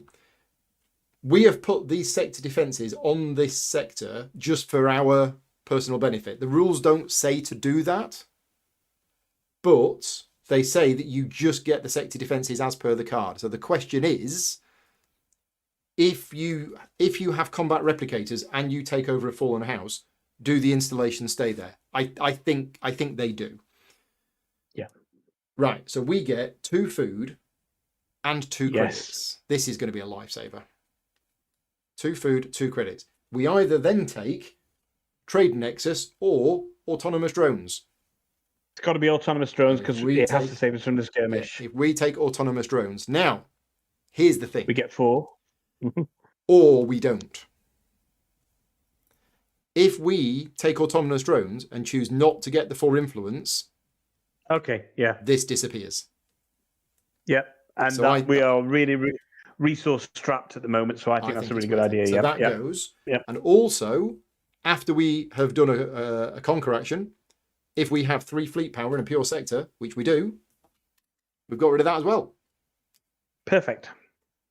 Awesome stuff. We gain the glory token, which gains us 6 influence, putting us up to 62. Yeah. And do we gain a trade token? We gain the trade token for the autonomous drones. Oh, and we can deploy a fleet power. Oh, right. Hang on a minute. We gain the trade token. That trade token can get us 2 food. I'd forgotten about that. It can, but we might need it to. Oh yeah, sorry, yeah. We need of course food. It can. Yes, yeah. No, that's right. Yeah. So it's gain a trade token and deploy a fleet. So let's have into. We can't deploy into there. Do we want it here? There has to be a shipyard for it to doesn't need a shipyard. It's just that's another commonly mistaken rule. So it's just deploy. So we could have it here, or we could have it here. I think we have it here. Okay, fine. Because that's where we're going to be attacking from in future. Coming from there, yeah. And we just leave this here. Man, we got a lot.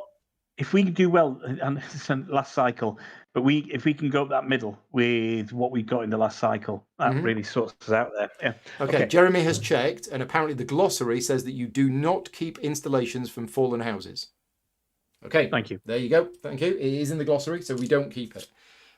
Also, that fallen house card becomes our 6th slot. 6th slot. So yeah. That goes in there. We didn't get the 4 influence because we did that. Wow. Okay. Have we done everything? I think we did. We gained the points. We gained everything. Look at this sector. It's empty. It's also corrupted. But never mind. That's okay for the time being. Yeah. Right. End of our turn. That technology, that agenda. Does that agenda get slotted now? I am slotting that. I am putting that trade token on there. Which we're going to use shortly anyway. Right for that. And that is the end of our turn, and that is the end of cycle 2. So we have the skirmish to resolve. The skirmish is 1, 2, 3. And they will currently come in here and wipe it out. Yeah, but... Ooh. You want to let it go, don't you? All we will lose is this. A 1. A 1. And we keep the trade token and reduce the impact on the food. We've got 4 food. Our upkeep currently is 5. 7. Oh, it's 5. 1, 2, 3, 4, 5. Okay, and how many other resources do we have other than the 4 We have food? 1 energy, we have 3 credits, which cannot be used in upkeep, and we have 1 science. No. So we are going to Okay, take fine. a So we penalty, but not much of a penalty. No. I'm tempted to lose it. Just let it go. Keep the trade token. Keep the trade token, which we can use either for a 3rd turn in cycle 3, which could be really useful for us. Okay, fine. Okay, so fine. Yeah. Voidborn. Well, do they attack here? I think they do, because they won't win here, and they won't win here. And they can't. Exactly. So they're only attacking it in sectors that they can win or tie, basically. Their strength is 3. Both those areas are not going to get them to a win or a tie. They're going to lose in both those areas. They come in here for 3. 1 goes from the sector defense. The initiatives are then tied. They deal 1 damage to us, which we absorb. And we got torpedoes. We've got torpedoes, so we deal 2 damage to them. So they wouldn't even deal any damage whatsoever here. So they come in here, and they win, and we die. Yeah. The sector becomes abandoned, which means we lose a glory token. A new corvette arrives with, is it 2 fleet power? 2 fleet power, exactly and a right. Bounty token. Yeah. You know what that means? Well, we can't because we removed a bounty token earlier. We did. Right, so we've abandoned that sector. Okay. Which is now controlled by the Voidborn. And the population would have become corrupted if they weren't already corrupted. Yeah. So that's the skirmish done. We then have to pay the economy track, which there's nothing to pay on the economy track on the crisis nothing to board. pay because we got rid of the crisis, Got rid of that, yep. So then we move down to, which is upkeep now. Yeah. 1, 2, 3, 4, 5. So we spend 4 food, because you have to pay if you can. We cannot afford the other upkeep, so we lose 3 influence. Yeah. We go down to 59. That's not too bad. I thought it was going to be far worse than that. Yeah. Okay. We can't do the safe havens. No, that's going to cost us. Now galactic scoring. No and no. I don't think... we didn't even think about that, basically. We were just struggling to survive. But yeah. And now we score our agendas. So, 3 points for each pure sector that we have. It's still the same as last time. We've got 3 of them. But 1 influence for each pure sector with a sector defense. We have 2 of them. So we're up to 70.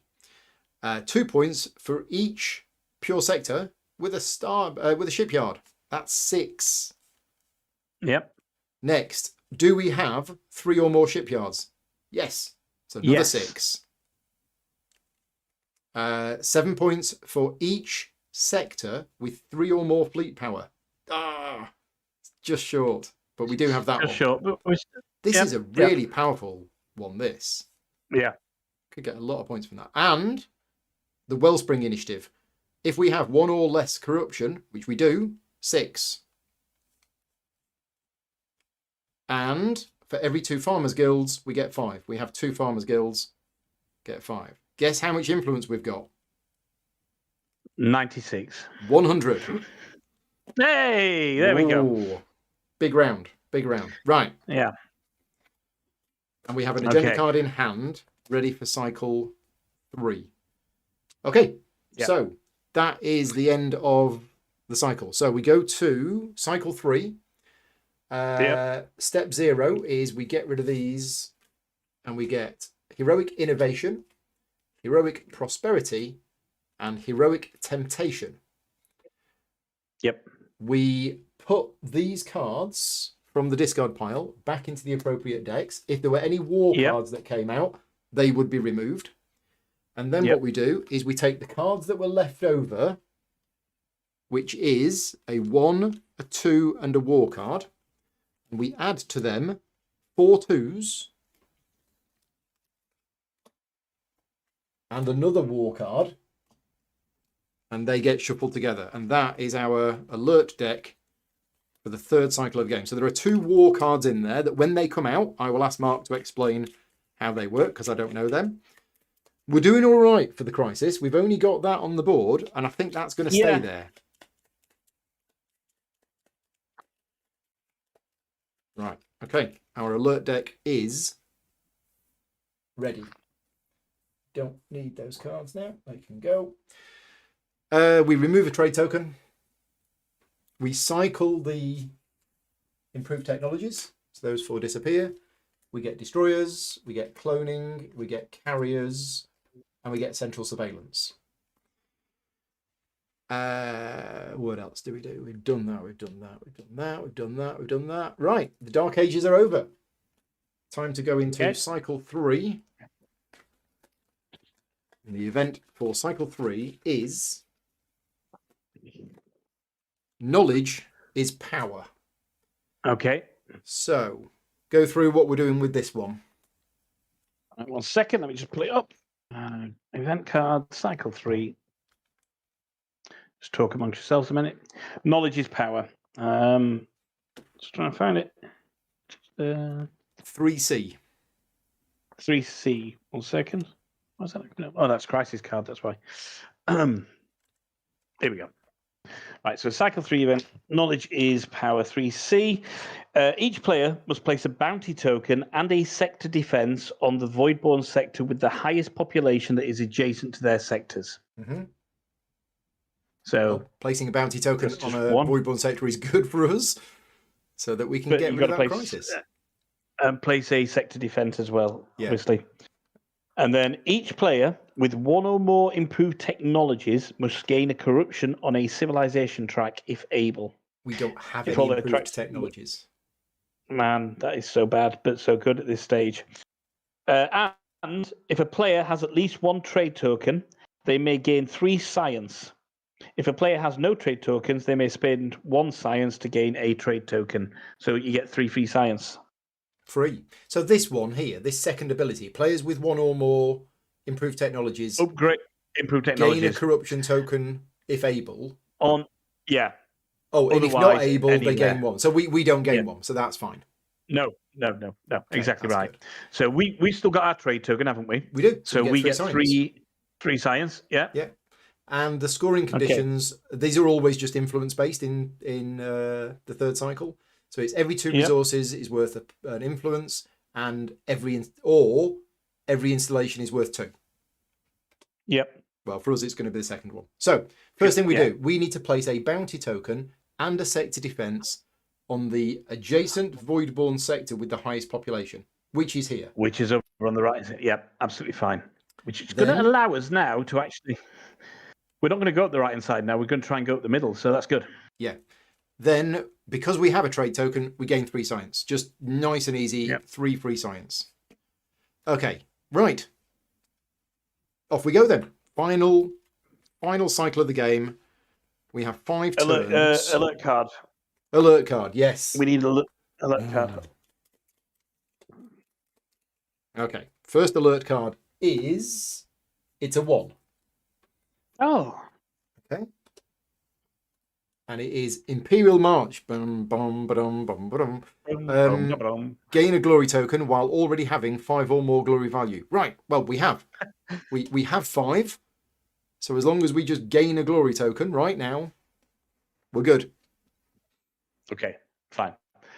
I'm just going to, at the start of cycle 3, I am just going to do a poll on the YouTube channel. So if you are watching this live, thank you very much, obviously. But take part in the poll, which is going to be, are we going to win? There you go. Yes or no? Vote now. What do you think? And we'll see. We'll see what people say. There you go. Right. Okay. The poll is running. So we've got 5 turns. First of all, let's look at our objectives. Close the rift. That's over there. We've not even got anywhere near the rift, let alone close it. Evacuate people to the safe havens. Yeah. We've not done that at all. No. Avoid getting catastrophe tokens. We're doing all right at that. That's fine. Removing the harbingers. We've removed one. There's still 3 more. We haven't had any consumed technologies. We're doing all right for crisis cards on here. So in fact, let's just work out the points. The points right now that the Voidborn have got is 60, 90, 130, 160, 165, 165, 167, 169, 171, 173, 175, 177, 179, 181, 185, 188, 190, 194, 195. So right now, okay, I think the Voidborn have got 195 and we've got 100. But as we get points and we do stuff, yeah, this is not going to be easy, I don't think. But we'll see. We'll see. So on my last game on this, I think I ended cycle 2 with 88 points, and then I ended up on 169 points. Right. So, so it's going to be there or thereabouts if we play this all right. But admittedly, I'd managed to close off a safe house, which obviously helped there as well. Okay. Right. So we've got heroic innovation, we've got heroic prosperity, we've got heroic temptation. Let's just have a resource check. We have no food. We have 1 energy. We have no materials. We have 3 credits, and we have 4 science. So. Okay. So let's invade. I mean, we can. We've got 3 corvettes and a carrier. Yeah. Well, we've actually got 2 carriers and 5 corvettes if we wanted to. Oh, if we wanted to, yeah. Yeah. The problem is if we go in with both carriers, we will then just lose all of our corvettes at the end of the fight. Of course. So having all of these carriers was maybe not the best thing. But anyway. Now, our invasion options are... There's no heroic cards that will give us the invade. So it's the conquest or the politics, I believe, are our 2 options. Yeah. Yeah. So we can only do 2 more attacks in the entire game. Unless we get an agenda card we've got an agenda to do an attack. We have this agenda. There we go. So we can play this with temptation or innovation. Okay, so remember there is temptation. What are our preferred technologies for preferred focus for temptation? Oh gosh. Progress, they're on the board there, aren't they? Yeah, progress and development. Okay. Okay. Well, development might be good as one. Because development would... I know. All right, so that would give us more guilds, more star power, whatever. Maybe not that. And progress was the other. Which allows us to spend 2 science technologies. Yeah, exactly. That's what I was just thinking there. So we've got advanced torpedoes that we could have. We've got advanced... Oh, you didn't change the technology stack, did you? I did. Yep. Oh, did you? We've got the new ones. Destroyers, cloning, carriers, and central surveillance. Excellent. Okay. Carriers. I'm not sure advanced torpedoes is that useful for us. What about advanced carriers? Other than... Does that open up that... When we take torpedoes, we gain a 3 glory token, which means when we attack, that's going to get us not only the 6 influence for taking the card, another 3. And as well as... we can immediately deploy a corvette everywhere that there is a shipyard. So bear in mind, as soon as we take another glory token, because we've got more than 5, a value of 5, we complete that crisis as well. Oh, right, yeah, without even doing an attack. Yeah. Okay. And then, so the 2 kind of improved technologies that we could take are going to be that and maybe carriers, which allows us to have additional... We can have 3 carriers then. Yeah. Which suddenly means in defense, we are completely safe. Yeah. And in attack, we just pop out loads of corvettes. Loads of corvettes. Yeah, exactly. Yeah. Okay. We can only have 1 improved technology at this stage because of where we are on the civilization tracks. Yeah. All right. So what we're saying then, I think, is if we're going to carriers use cost food to build, and we don't have any food. I don't know that one. I'm sorry, Alexa's just gone off. Even Alexa didn't know what to do. So I think we're going to use temptation to use progress. We said, didn't we? There to invent, we can take the torpedoes, which allows us to get the glory token and complete that crisis, and then. And do we want to use base temptation, or do we want to use heroic temptation? Have we got the resources to use heroic temptation? Well, the top action is cost 4 resources, but then you get 4 resources. So we could spend 4 science to gain 4 credits. Science. Oh, 4 credits, sorry, yeah. Okay, fine. All right, yeah, let's do that then, yeah? And what about the upgrade technology action, the middle action? What's that on? Oh no, it's temptation, isn't it? Yeah, sorry. Yeah, on temptation, fine. It is take a corruption marker to one of your civilization tracks to then advance on that track and any track. Okay, that's okay. Because we can increase the population then at that point, or we can take I think, oh no, that wouldn't do it, yeah. Okay. Now this bottom one on heroic temptation is interesting. We lose an agenda. Okay. I think that's lose an agenda. Does it have to... Hold on. Yeah, it's remove an agenda from one of your house map. From play, yeah. So it's not one that's in the hand, so we'd have to play it. But we can get to play an agenda to lose an agenda. Actually, no, but we want to play that agenda. No. Oh, yes. So, no, because that's quite a good one. There's one of them that's not this scoring one is not actually good for us. So we can play it. Oh, we can't play it anyway because we have a corruption token. So we need to remove that corruption token first. No, you can still slot it. You just don't score for it. Don't score for it. Okay, yeah. But what I'm saying is... play that. We could play that to do the attack action and then lose it. As well as doing everything on heroic temptation. Well, we only slot it at the end of our turn. Yes, we do. Yeah. But we get to play it at any point. So this allows us to do an attack, and that still leaves us some more conquesting to do. Oh, this is tricky, isn't it?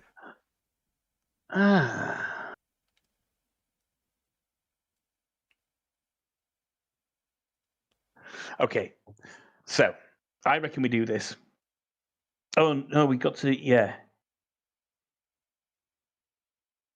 So I reckon we do heroic temptation, and we playing this agenda. Playing that agenda, absolutely. We take one action from our preferred focus in our hand or discard pile, and our preferred focus is going to be, we said, progress. We said, I think, didn't we? It is which progress or development. That's our and we preferred said progress. Focus. We said progress to spend 2 science to gain a basic or improved technology. And we take an improved technology, and we take torpedoes, maybe. Yeah. Oh, we need 2 science left for that. Remember? Yeah. Yeah. It's going to cost us 4 resources to gain 4 resources. Oh no, that's all right. Yeah. Oh yeah, no, that's fine. But then that's okay. Oh yeah, we're just doing one action from here, aren't we? Because of just one action. Yeah. Okay, so let's play heroic temptation then. Do we need the heroic temptation? What's wrong with just the normal temptation? Okay, because I believe actually yes, we don't want that. That's much better for us.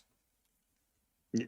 Okay, so let's go through this. We're playing temptation, but we're not doing temptation. We're doing heroic temptation, but we're playing that agenda with it. Yep. Okay. We are then going to do the first action, which is to spend 4 resources. So we'll spend 4 science. Have you got 2 science left? No, but we're about to just gain 4 resources. So we gain 2 science and 2 credits. Yep. To do a focus action. Or do we want to gain 2 food at this point? Gain 2 food. Yeah, because we've got 3 credits, so we gain 2 food. Yeah.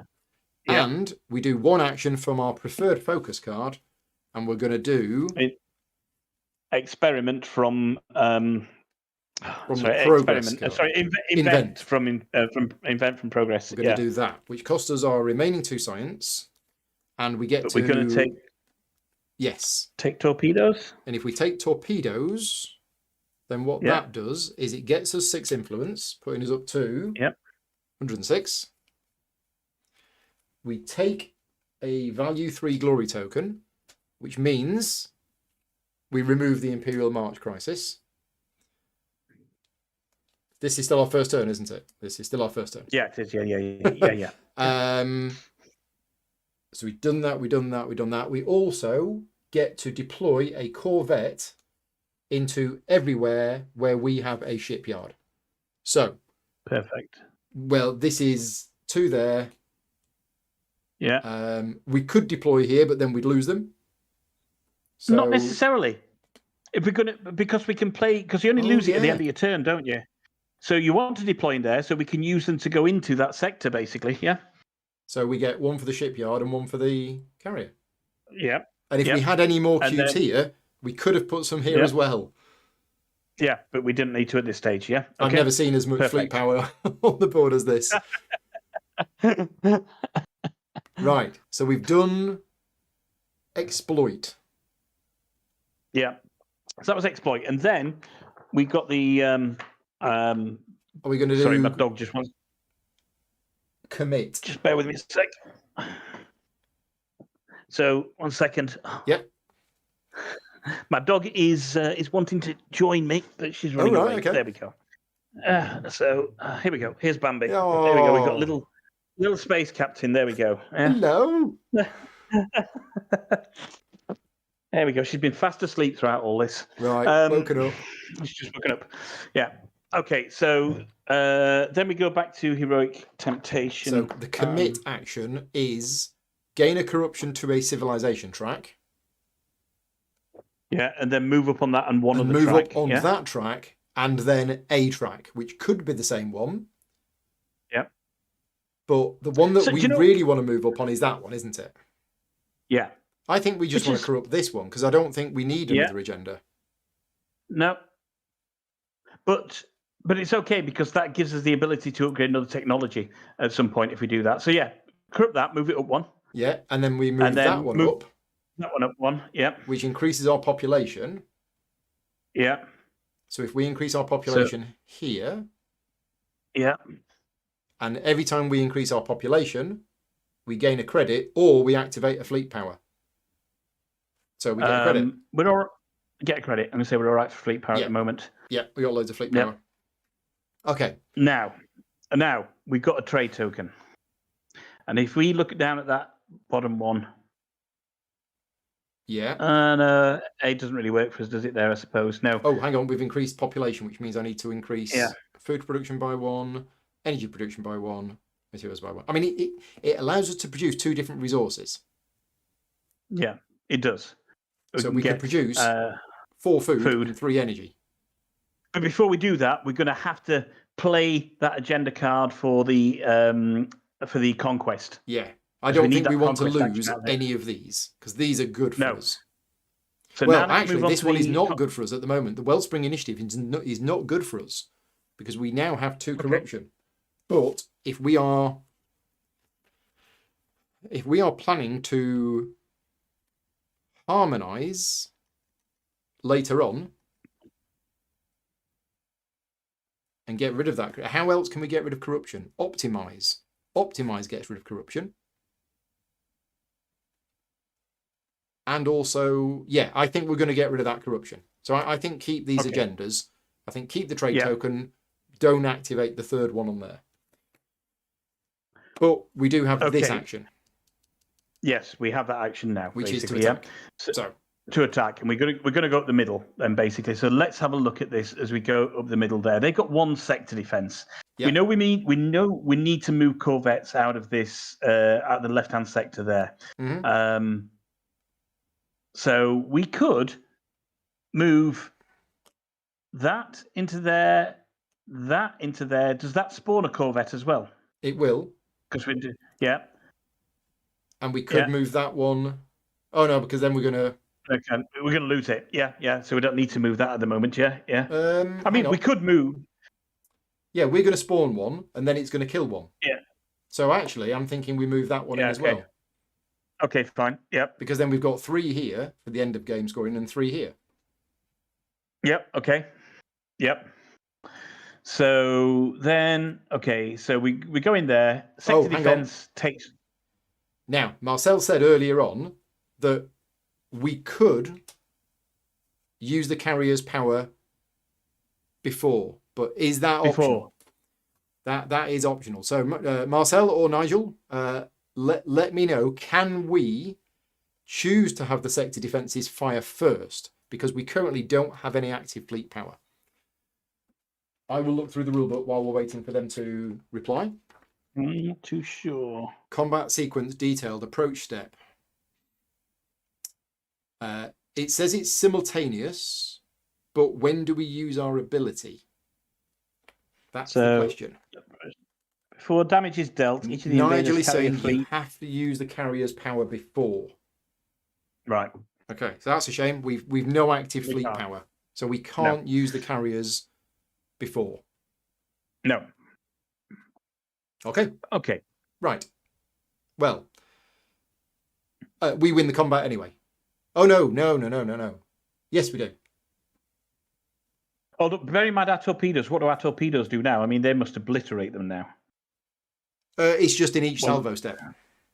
Oh, right. Okay, fine. Okay, fine. So what happens is the sector defenses kill one of our take out a corvettes, which goes back there. Then we go to the salvo step. We've got 3 initiative. They've got 2 initiative.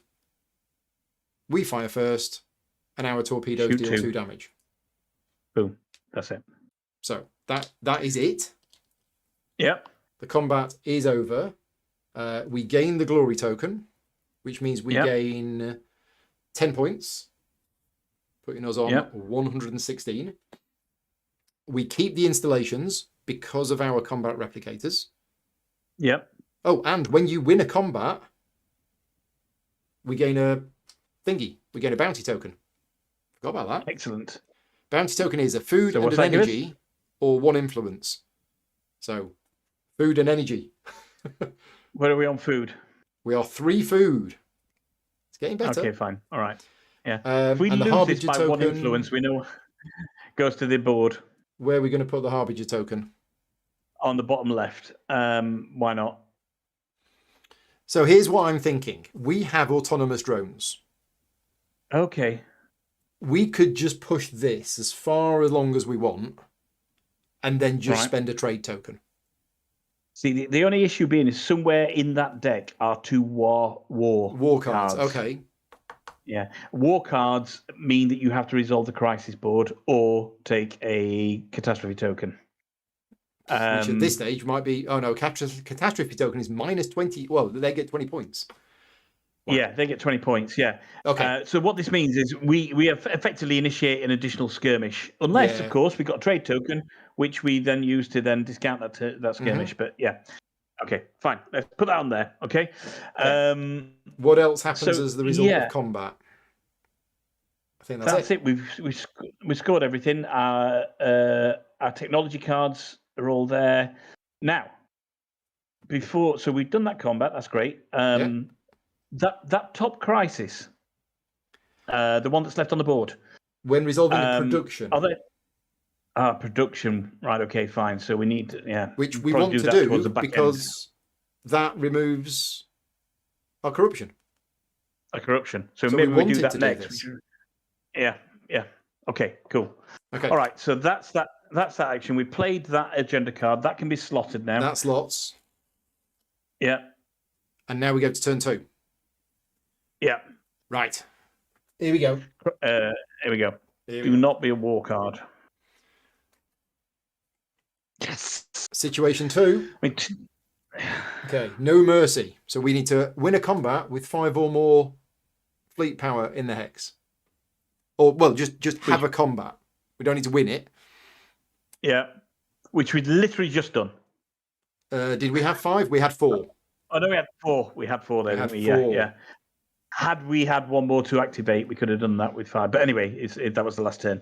Not There's too bothered about much that card. corruption here. There's so much corruption. What's the penalty at the bottom of that?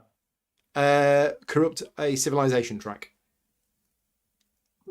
Okay, fine. Yeah, we'll see. Yeah, we'll see. Fine. Yeah. So that was turn 2, was it? That was turn 1. 1. We're now on turn 2. We have 4 turns left for the whole game, and right. I think we stand a chance. Forget safe houses. We've ignored basically pushing we've people not to done this. safety. We've not done that at all. No. Maybe the game Sorry, is designed guys. that you've got various options of what to do rather than trying to do everything. We could do it, if we moved up on the top track, on the society track, one more, that would allow us to increase that population To 5. on to 5. And then if we played a card, we've got a card, haven't we, that allows us to increase civilization. To 6, but then we only do 1.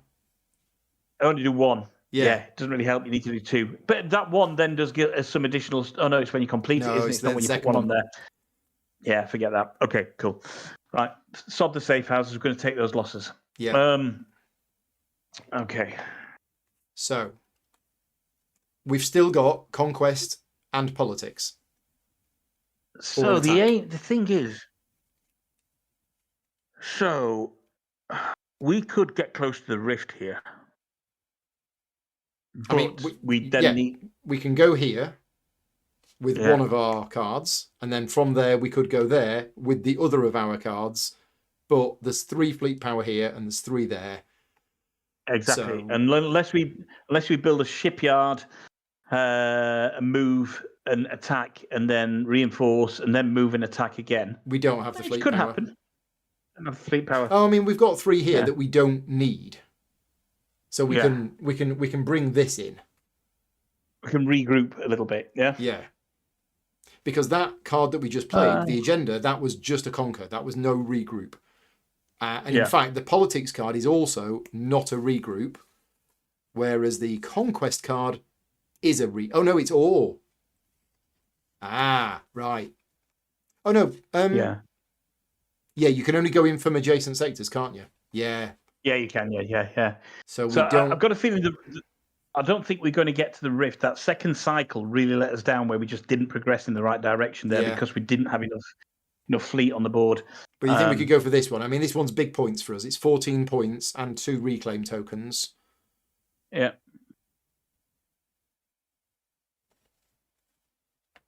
Okay, so what happens if we were to go in now? We'd have to leave a corvette behind. So we'd be going in with 1 carrier and 1 corvette. That would spawn us a second corvette. But the sector defense would kill that corvette. Yeah. Then but we would they then would have... win initiative. Yeah. And they'd destroy our carrier. And then we'd deal 2 damage to them. And then we'd die in the next round. Do we not absorb on salvo? Not in attack. Not in and attack. I don't know if we got that wrong earlier on. Yeah. But carriers only absorb salvo damage on defense. So I'm really sorry if we got that wrong earlier on, because my brain is telling me that we were absorbing salvo damage on attacks. But maybe not. If we did, I'm sure Nigel and Marcel and Lucas would have told us in the chat. And if you did, and we missed it, then I apologise for that. But no, carriers only get salvo absorption when they are the defender. Maybe we're okay. There's no way to do that, is there? So we either have to regroup before we conquer, or what would we build? What would regrouping do for us now, though? Regrouping would allow us to move some of these into here. Well, no, in fact, it would move 1 in. We need a regroup and a conquer on the same turn, and we've lost that because we played that card. There is no other card that allows us to regroup and conquer at the same time. No.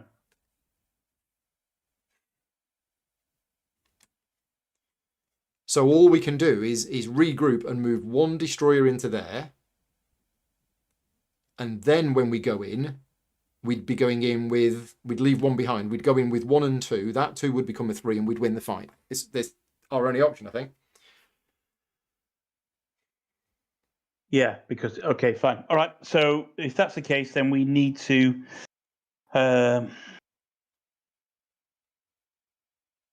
do reinforcement then, don't we? Or instead of going for that one, we go for this one, but this doesn't have a Harbinger token in it. But it's a lot Still has easier because there's only reclaim. one. They still got 2 It is. reclaim We're never tokens. It's still 3 Yeah. points. So we're going to get 13 points for attacking it and winning.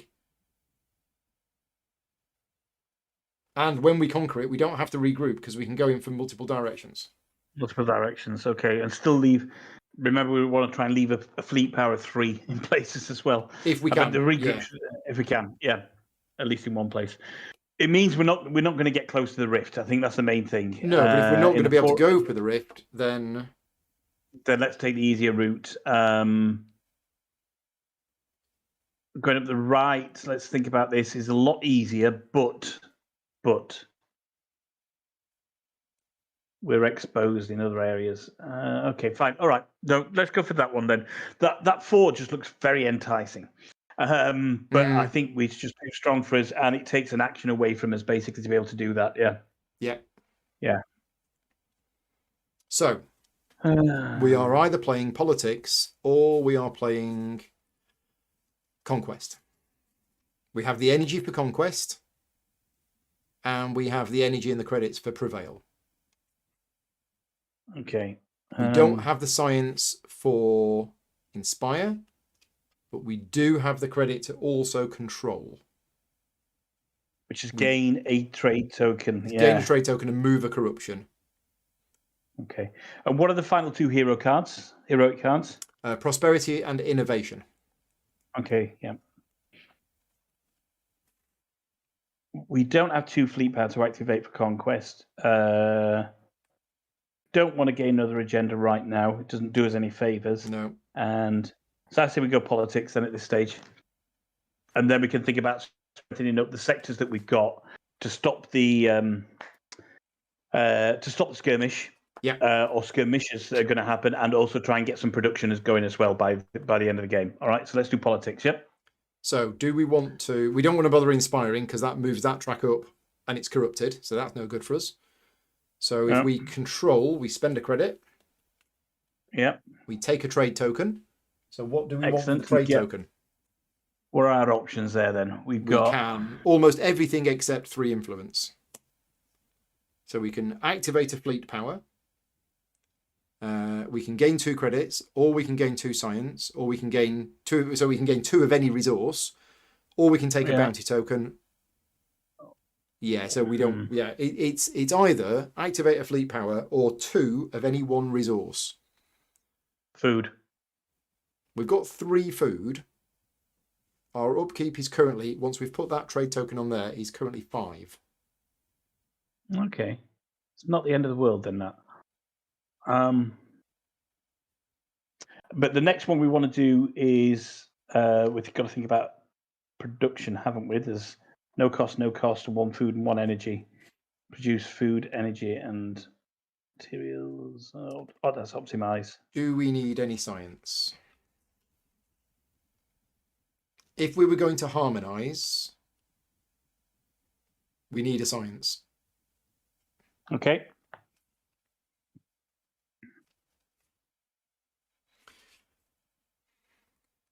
If we were.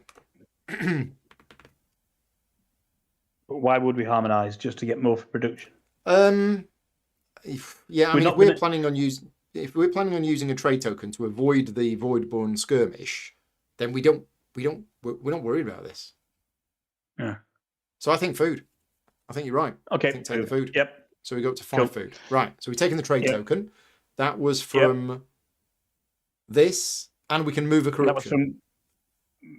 Now, should we, if we're not bothered about our tracks anymore, we could move this corruption to here, and at least we might then be able to score this agenda. Okay, fine. Yeah. We're not bothered. Certainly not bothered about the bomb track. Yeah, exactly. Yeah. Okay.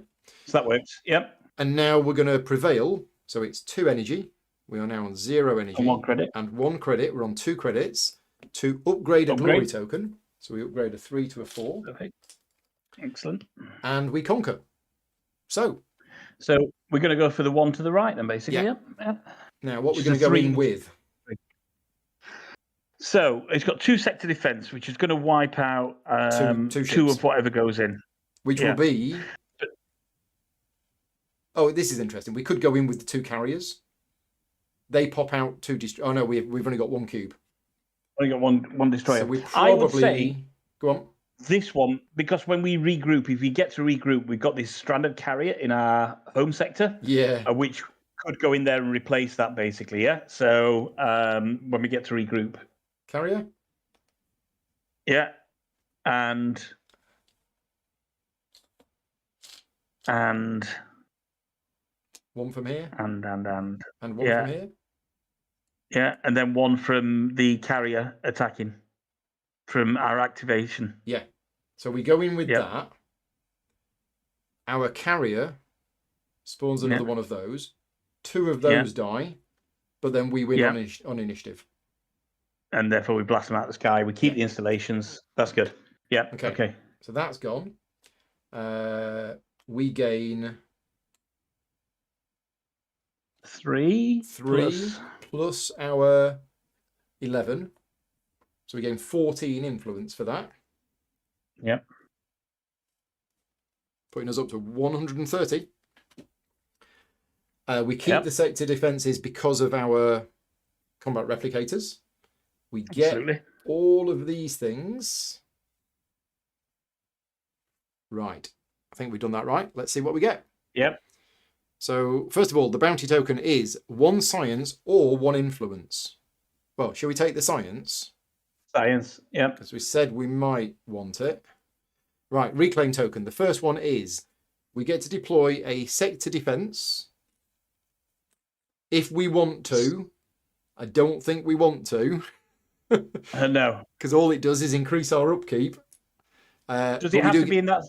Yeah, it's got to be in that sector. It's got the equal sign on it, right? Okay. But we do get 2 influence. That's that. Okay. And Farmers Guild. Excellent. Farmers Guild increases our food production to a production level of 10. And gets us 1 resource of our choice. What do we want? We're all right for food at the moment, aren't we? We got 5 food. Okay. Is there anything we haven't got? We got 1 science, so if we needed 2 science at any point, then we need to take another science, or we could just take another credit. Okay. But I don't think we need 2 science. Okay. So I think another credit. Okay.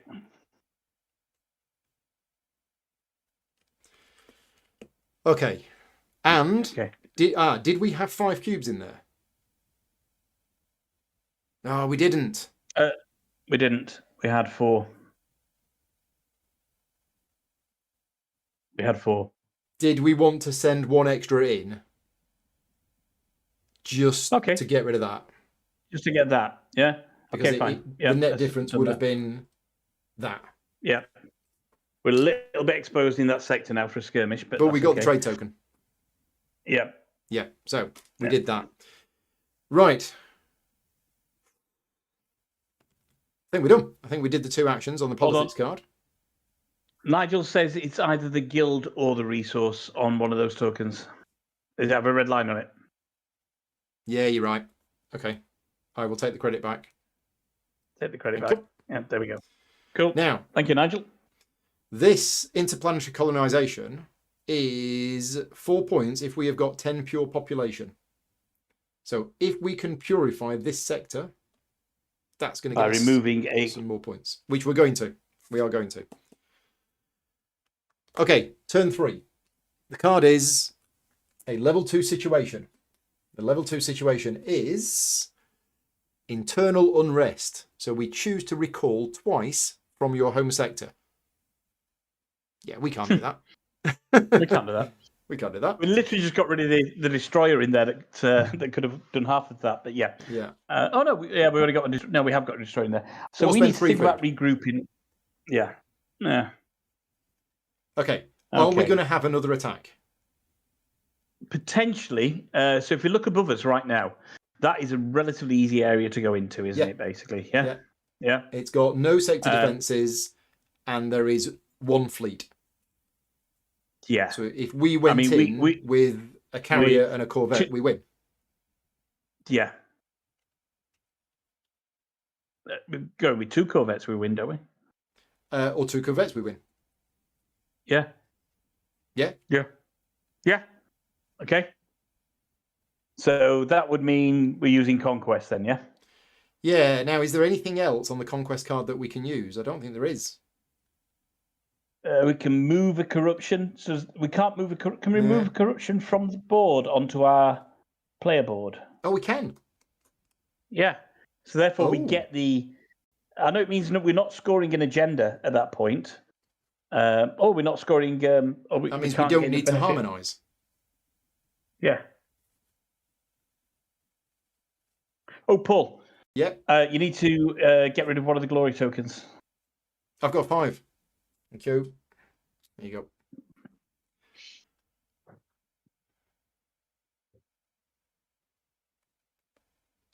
Okay. So, if we play Conquest, Yeah. it requires 2 energy. We are going to have to use our 2 remaining credits as the energy, and then we're not doing anything else on the card. Okay. Can we Well, do? I say we're not doing Can anything credits else on the card. No, we're not doing anything. We are doing that literally to go into there and score 13 points. Okay. That's all it would do for us. Except the Harbinger would no longer be on the board. Which Now that's saves another us 10 points. So it's a 23-point swing if we Yeah. take that sector. Yeah. But that's all we're doing from that card. Well, no. Oh God, yeah, because we don't have. Oh, We have nothing. We don't have any energy Nope. left. We've got no energy, no materials. We've got 5 food and 2 credits. That's all we've got. So maybe we do that as the last. Let's do a production now then, Mm-hmm. and then do that as the last move. Yeah. Yep. And we still can't remove 2 bounty tokens from the board because there aren't 2 bounty tokens on the board. Yeah. So No. if we did production, that's actually really good because it moves that track up, which is going to get us more points. And it's going to do a supply, which is going to get us more points. Yeah. Okay. Fine.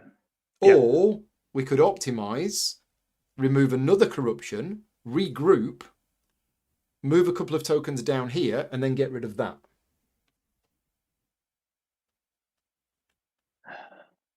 We got all sorts of choices. We have. But I think production is probably the best card.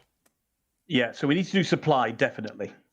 We definitely need to do supply. We need to do supply. So we're producing food. So suddenly, Yeah. we've got 13 food. Brilliant. We also produce energy. We've now got 3 energy. I mean, this is good because resources are worth points at the end of the game because of that.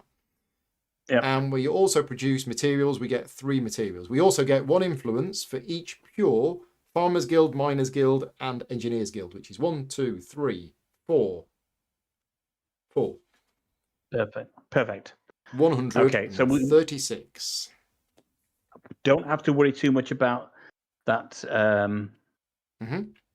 About that now. So then the next thing is it's either thrive or optimize. Yeah, thrive will increase our population by 1, which we should have done before production. If we do it here. If we do it here, okay, we can retro that. Yeah, and or optimize. We would go into tier 2, which means we'd get an extra 2 points for this, and we'd gain a credit because of our cloning. Or and then optimize. We spend 1 food and 1 energy to optimize, which allows us to remove a corruption, which is going to get us a boatload more points. Yep. It would actually get us 1, 2, 3, 4 more points, I think, if we removed that corruption. And then if we think about it, right? So if a skirmish happens, Mhm. in reality, the only two sectors that can be affected, if we invade that right-hand sector, Here. Yeah. yeah. Does the rift count as a voidborn sector for It's got skirmish? Voidborn in it. So, yeah, I Yeah, think it does, so. doesn't it? Yeah, it does. No, it's all right then. Forget that. Yeah, so it does. We're still exposed there. Yeah. Okay, fine. Okay. Our other option, because we have 1 million food, Yeah, we could use a trade token to do all 3 actions. let's do it. Let's do it. Yeah. So, Yep. slight undo. We use a trade token at the start. The first thing Yeah. we do is we thrive to move that to Thrive. there. Move that up. Increase the Increase population production. of this to 5, which actually increased our food production, our energy production, and our materials production, which means then when we produced,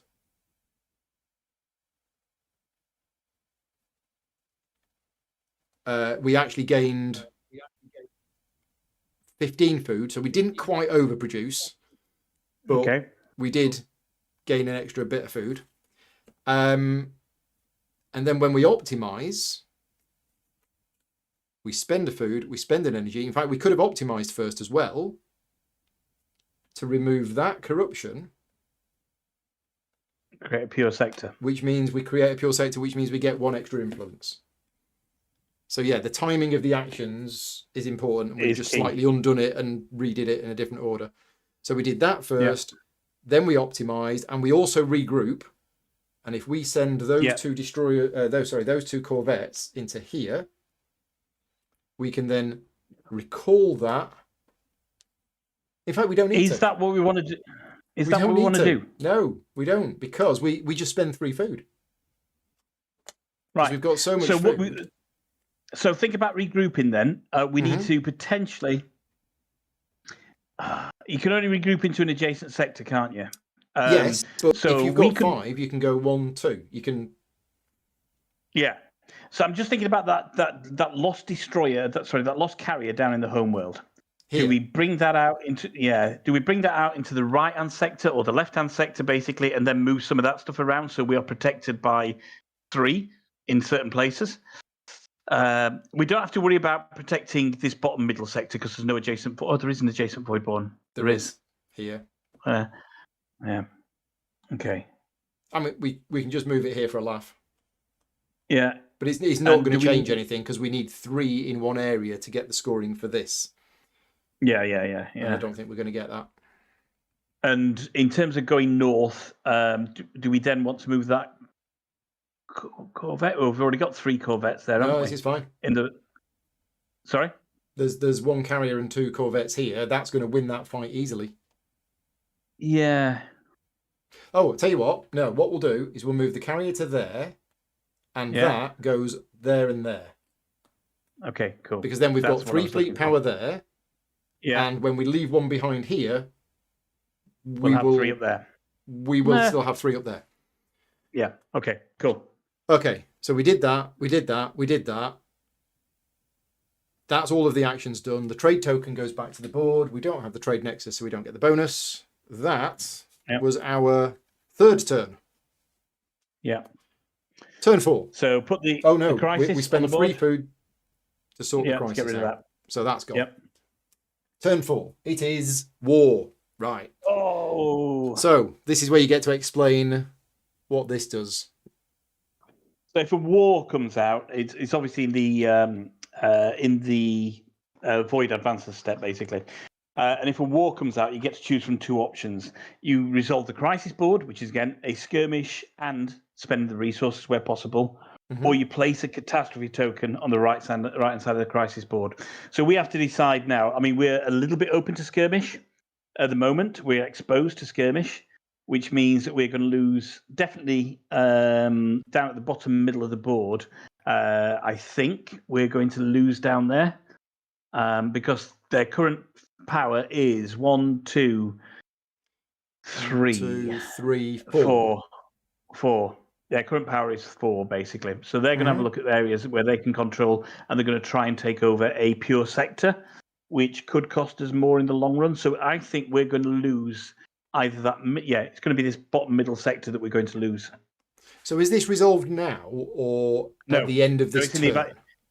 It's at the end in the evaluation step, basically. Yeah. Right, So okay, normally when yeah. you have a look at your crisis board on crisis onto the board, this is when you resolve the war.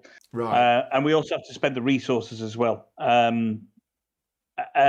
or we do a catastrophe. Yeah, okay. So we But- take our turn as normal, now but listen there to is this, going though. to be fight at the end. Yeah. When you place a catastrophe token, you can choose to remove a corruption or gain 5 resources in any combination. Yeah. I forgot about that. So Yeah. although we lose 20 points, or the Voidborn gain 20 points by doing it, we can remove a corruption marker, which actually gets us 4 points. Yeah. Okay. Yeah, Okay, fine. I think that's just how it is. Yeah.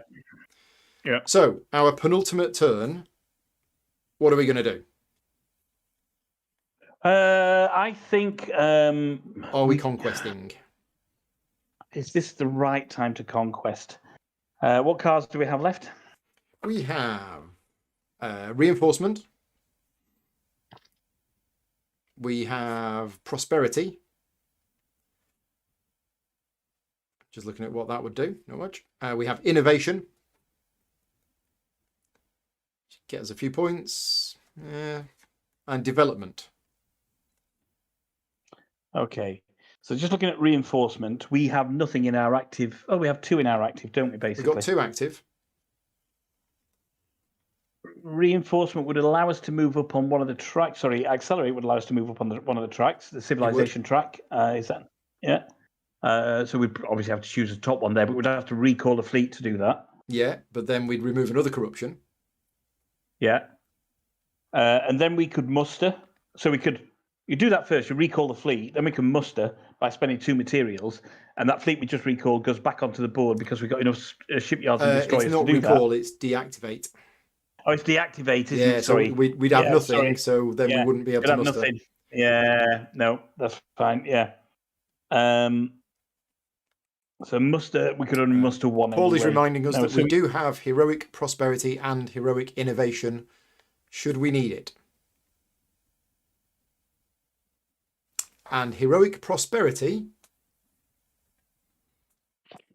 is if we remove a guild from our home sector, we can take a trade token and or remove a harbinger. Which sounds perfect. Okay. Heroic prosperity does look good. Okay. Get a trade token and then we could also gain an agenda or build an installation or advance on the economy civilization, which does us nothing basically. No, it does nothing. But we could do that second. And it gains us 4 resources in any combination. Yeah. However, but is that I don't think that's as good as the thing that you just said. What was the thing you just said? Reinforcement. I think moving that track up to there will remove a corruption and it will move us into tier 3, which is 2 extra points. Better scoring. Yeah. And we get to build a sector defense as well, which allows us to potentially think about this war that's potentially coming. And I mean, we only have 1 trade token. If we are going to play prosperity as our last action, we will have an extra trade token to deal with the end of cycle skirmish. And our only problem is if the next card is a war card. Yeah. Which it could be. It could. I mean, but then we address that when it happens. But bear in mind, we thought about doing conquest for the final action as well, didn't we? About going up and getting that 23 points. We did. Yeah. Yeah. No, we have to conquest as one of our 2 actions. I think we do that as the final action, the conquest. So the other heroic card is innovation. Yeah. Okay. I don't think that's going to help us. Really, it's not going to help us. Well, let's have a look at what that middle one is. Develop a technology, and I don't know what that icon is. The experiment icon looks like it is remove a Voidborn fleet it said- power. Is it from the map? It's from an adjacent sector. So gain and improve technology and or remove one voidborn fleet power from an adjacent sector. If the last Right. fleet power is removed from a sector, it becomes abandoned and Yeah. the voidborn takes over. Yeah, so they get 2. So we could remove one from there, but that's not going to help us if we were going into here. It's not going to help us. No, fine. Okay. So I don't think that's not good for us. So let's do reinforcement followed by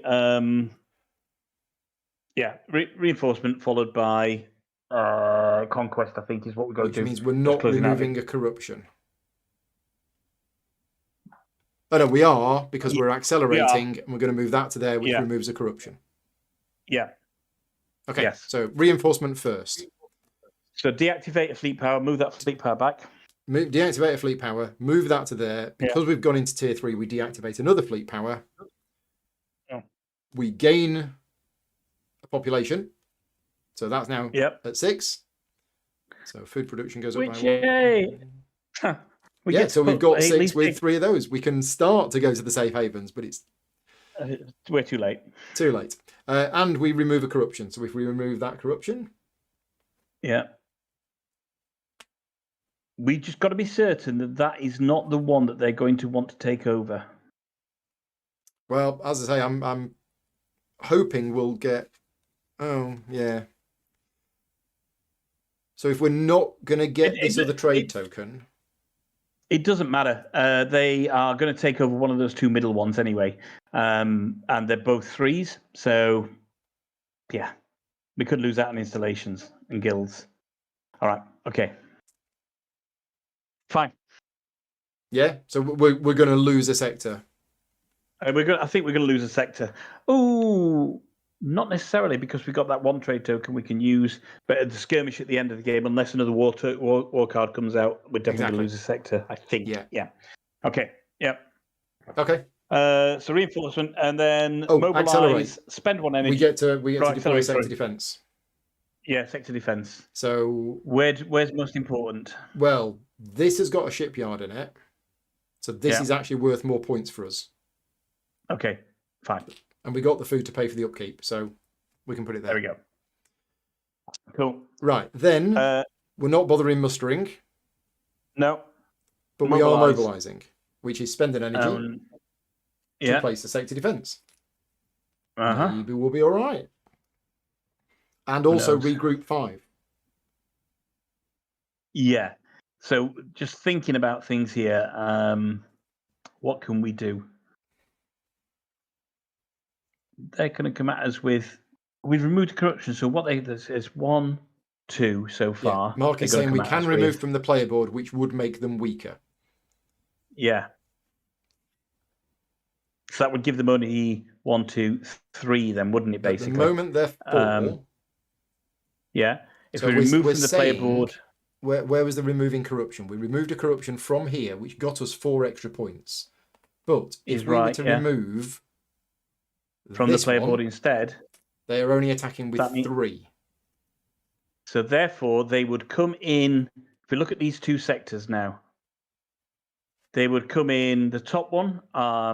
We'd hit them twice, so they would be down to 1. This would absorb 1. And then that would absorb 1 and kill them there. But that bottom one, it would hit them twice. They'd have 1, we'd have 1. Tied on initiative, we'd kill each other. We'd kill each other, so we'd still lose at that point, basically. But we've got a regroup that so we can move. We are about to do. So we could just move that one to there. Where does that leave us with that one? Well, it means we've lost the 7 points for not having 3 in an area. But when they come into that, they come in with 3. They hit us for 1. If they come in here with 3, 1 dies from the sector defense. There's 2 of them. Tied on initiative. They deal 1 damage to wood, which is absorbed. We deal 2 damage to them because of the torpedoes. Fine. Okay, that works then. Yeah, let's do that. Mark is saying, don't forget that they will attack the sector that you're getting instead. That's a good point. We're going here. Yeah. Here. Yeah. So, yeah. So if we go here, no, actually, that's going to be reinforced. It's here. This is going to end up being the weakest place. because if we were leaving one in here, they would be able to take it. Because again, they're coming in with 3, aren't they? So if we left 2 in here and went in with a carrier and a thing, unfortunately, we don't have any active fleet power. So the carrier would not be able to spawn 1, but there's no sector defences. No. And then we'd win the fight. No. But then they'd attack there. But then they'd with take that 3. sector. And they'd take it. I'm kind of okay. Oh, it's... But does that? I'm okay with them taking that sector. Okay.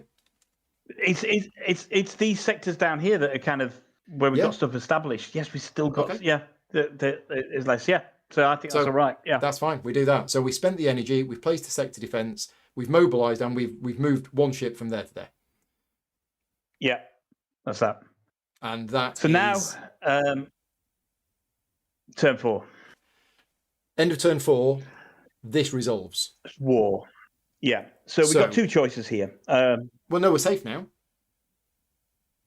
Well, we let this resolve. At the moment, we're safe. Okay. We've They still can't got kill to pay. But we still got to pay for the resources on the board. So so we're letting the war resolve. Yeah. Now, what's this stuff on the right-hand side of this card? Because it's got 1, 2, and 3. Is it if you successfully defend, you gain a corruption? I don't know. 1 second. Let's just have a look at that in the rules. So this is resolution of war cards. So I've not done this bit before. Yeah. The void advances. So we could have taken a catastrophe instead of resolving the war, which would have cost us 20 points at the end of the game. We don't want to do that. Resolve the skirmish shown on the military row. Add the value seen on the leftmost. Or spend the resources shown. Oh, and then spend the resources shown. Yeah, what's that modifier? Successfully defend, you get a corruption. Okay, that's what it is. So if you successfully defend in cycle 3, we're going to gain a corruption. Okay. Which is fine. Yeah. Yeah. Because and we do successfully defend. Stage. So they are attacking us with 1, 2, 3. There is nowhere that they can attack where they will win. If they come in here, they die. They come in here, they die. They come in here, they die. They come in here. They die. They die, but do they do any damage? The 3 goes down to a 2. They take we're tied on initiative. Oh.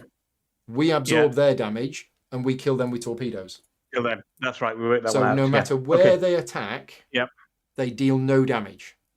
Yep. So we've won. So the skirmish happens. We win the fight. We take a corruption. We put it back on that track because now we've got the trade token at the end. But then we have to pay this, which is 1 material and 1 energy. Yep. Right, and then the war is resolved. That's removed from the game. Yeah. That's it right. will I be. mean, So technically, I think it goes on the discard pile, pile, but then it gets removed from the game. We're in the final cycle. Yeah. Final turn of the game, and the card is it a war or not? I want a 1. It's not. I want a 1. It's a 2. It's a 2. I'll live with a 2. I will live with a 2. Yeah. Band of the Brave. After you... I can't read that. After you do a regroup and have 5 or more fleet power adjacent to the same Harbinger token, right? Or we remove 2 sector defences from our home territory. Now, this doesn't actually matter because what's going to happen is that's going to go there at the end of our turn, and then we're going to use a trade token to get rid of the skirmish at the end of the game. A skirmish at the end of the game. Absolutely. It's just going to cost us 5 points for another crisis card. Yeah, that's okay. But that's fine. We're all right with that. That's fine. We survived it. Yep. Right, final turn of the game, and we are conquesting. Conquest. We spend 1 energy and 1 credit in order to attack here. And we're going in with 1 carrier and 2 corvettes. Yeah. I believe. There's no sector defences. We don't have any active fleet, so we can't spawn another one. We win the initiative. We kill it. They're gone. Yeah. We gain the glory token. We gain 4, Yep. 5, 6, 7, 8, 9, 10. We gain 13 points, and then this is going to get discarded at the end of the round. Might as well do it now before I forget. So 13 points, putting us up to 150. Not quite the 169, but we do have end of game scoring to put. Yep. The Harbinger token goes. I'm going to put it on here. Onto the board. Do Yeah, we why slide not? that along like that? Or Yeah, do we that's just, right. You're sliding that way, yeah. Slide it a line. Yep. Left the moon to the right. Yeah. There was no reclaim tokens. There's no bounty tokens. Oh no! After you win a combat, we get a bounty token. Yeah. Yay! Bounty token. We can have 1 energy and 1 material, or 1 influence. I think at this stage, Let's take influence. Influence. we want the influence. There is the 1 influence. Right. That's the conquest done. Yeah. And then, do we want to do another? We can gain an agenda and or move a corruption. Agendas don't do us anything right now. No. But moving a corruption from there to there gets us 4 points. Exactly. Yeah. We're not bothered about the skirmish because we're going to win the skirmish with the token, with the trade token. Yep. So let's do that then. Yeah. Yeah. So spend 1 energy and 1 credit. We can't. We've no energy. Fudge. And we've 1 credit. Hold on. So that bounty token, yeah, instead of getting the influence, take that influence back off. Take the influence off. We'll get the energy and the materials, if that's what it was.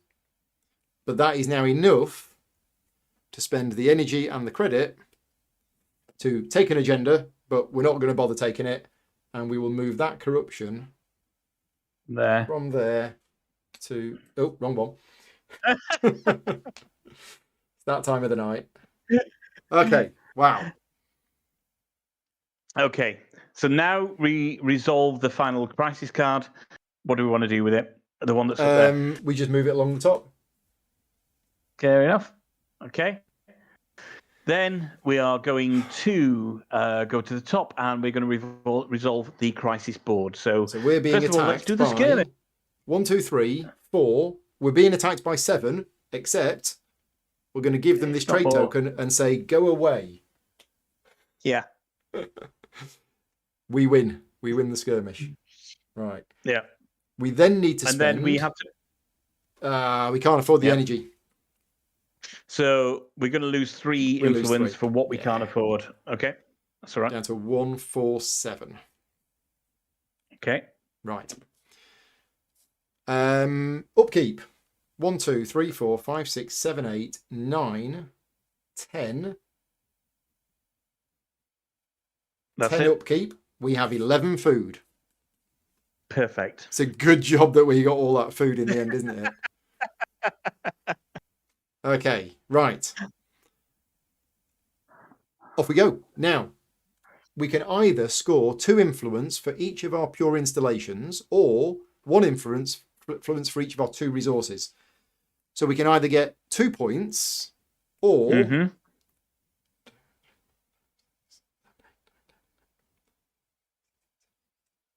20. Should we have 20? Isn't it? Let's do the 20. That is 2 points for every pure installation. Yeah, that's huge. Absolutely huge. 20 points. Right.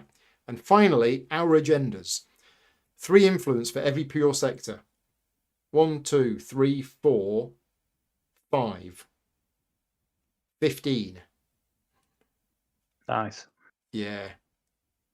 Yeah, purifying these sectors, moving the corruption to here, using the trade token for the autonomous drones to ignore a skirmish value of 7. Yeah. That was pretty awesome. Right, next.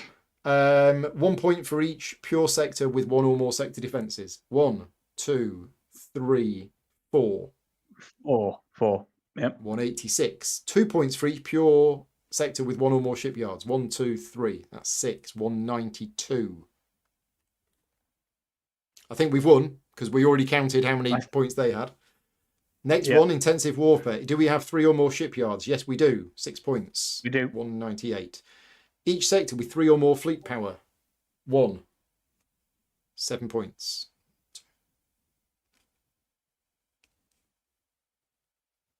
205. Next one. Do we have one or fewer corruption? No. Every 2 farmers guilds. We have 2 farmers guilds. That's 5. Last one. Do we have 10 or more pure population? Yes. And then we've got 1 over tier 1, which is 2 points, and 1 at tier 3, which is 6 points. Right, our final score. Do we score for them, or does it matter if they're corrupted? None of these agendas are corrupted. Oh, I see what you mean. No, you're absolutely right. Yeah, no, we don't score. Lose 8 points. Thank you. It does say they have to be pure. So we don't get any points for our civilization tracks. Yep. Final score 214. I think that's enough. Yeah. I think that's enough. Let's go through the Voidborn scoring. 60, 90, 130, 140. No consumed technologies. 140, 150. 150. Corruption. 1, 2, 3, 4, 5, 6, 7. That one as well? I don't know. 1 second.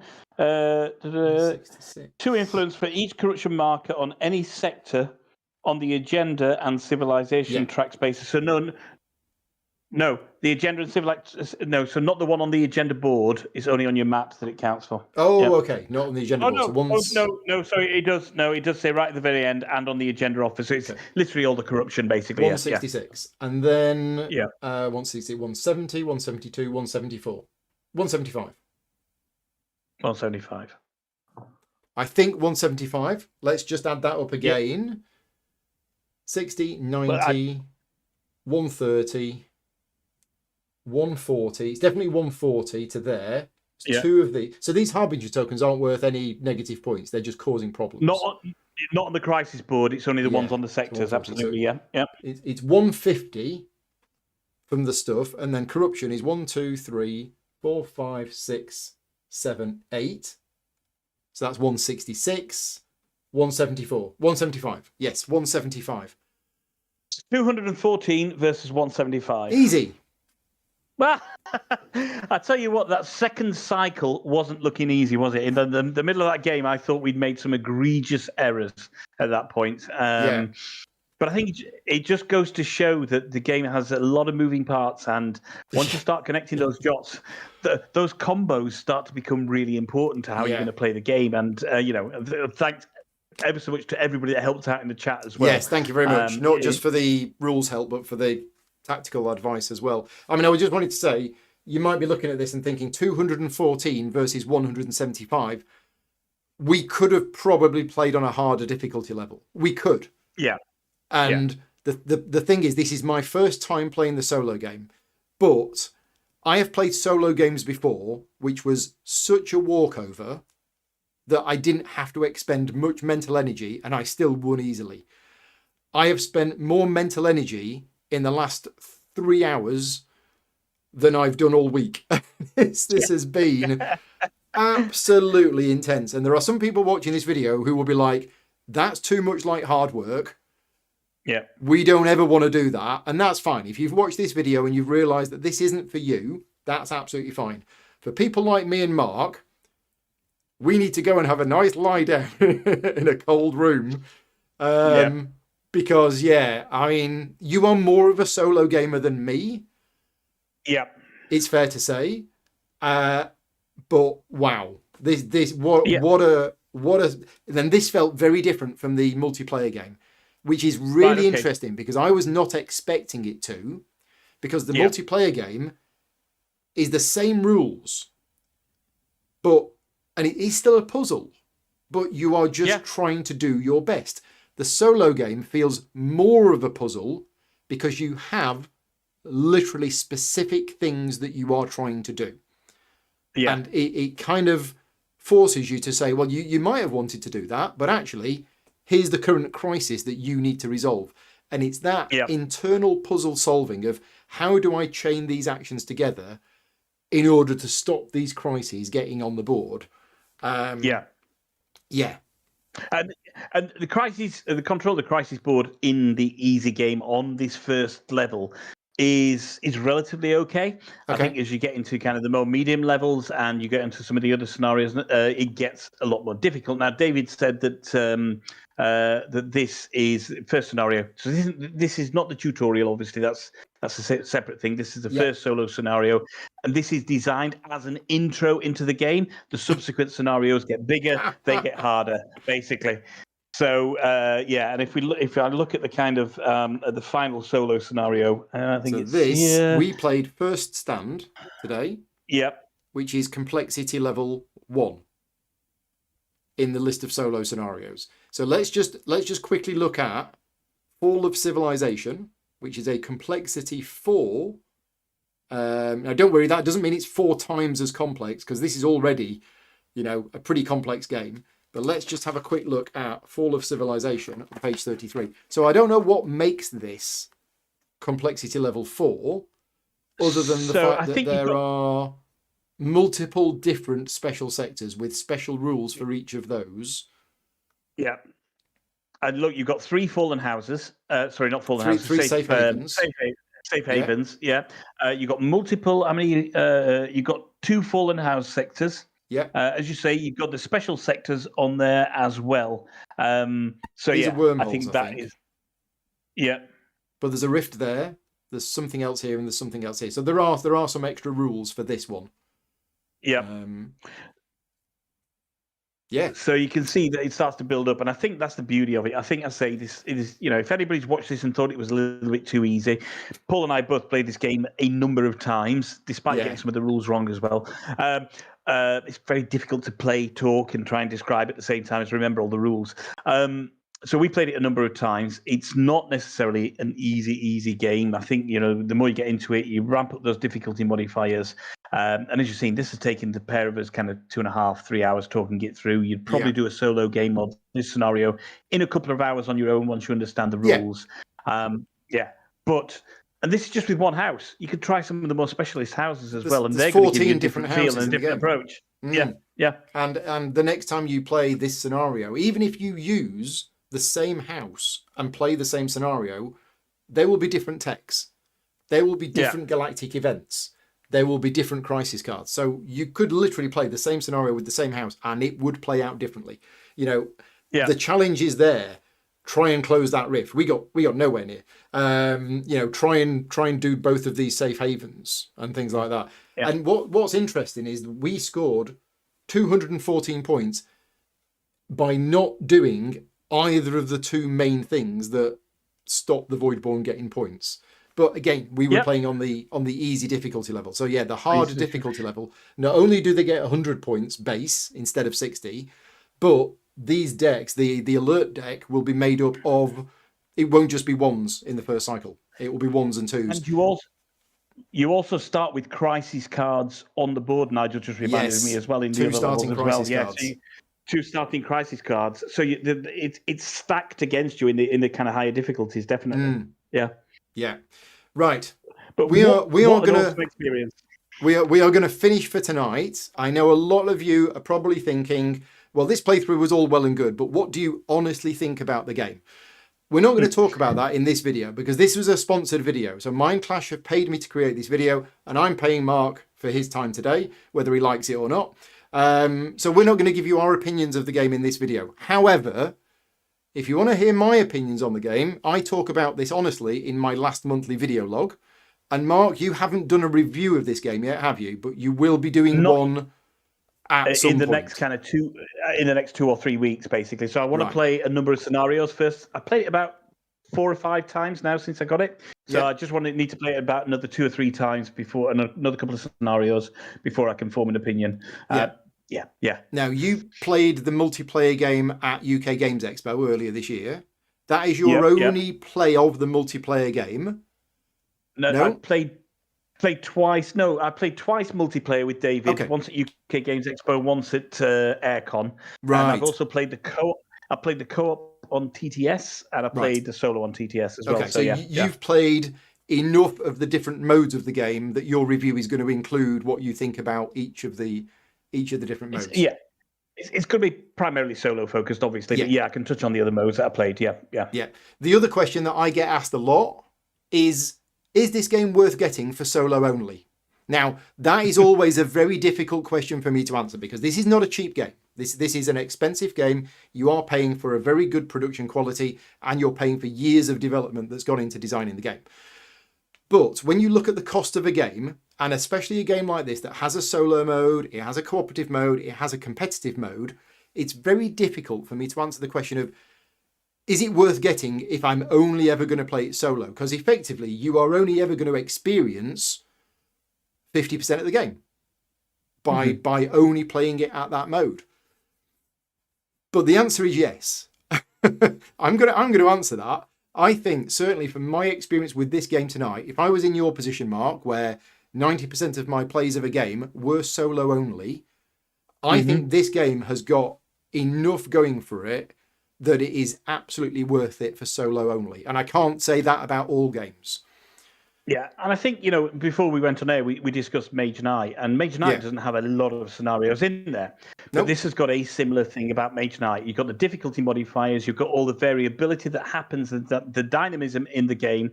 Mage Knight, as we know, people love that as a solo game. I think this is going to be comparable in future for people that like a really heavy, and it is a heavy game, It is heavy deterministic game. And that's pretty much what Mage Knight is as well, with a little bit of dice rolling in it. But yeah, if you like a heavy deterministic game, then as a solo gamer, this has got, it's got endless replayability because of the dynamism. Even on the hardest setting, I don't think I will ever play it on hard and win a scenario. I'll state that out now. I'm just not that good a gamer.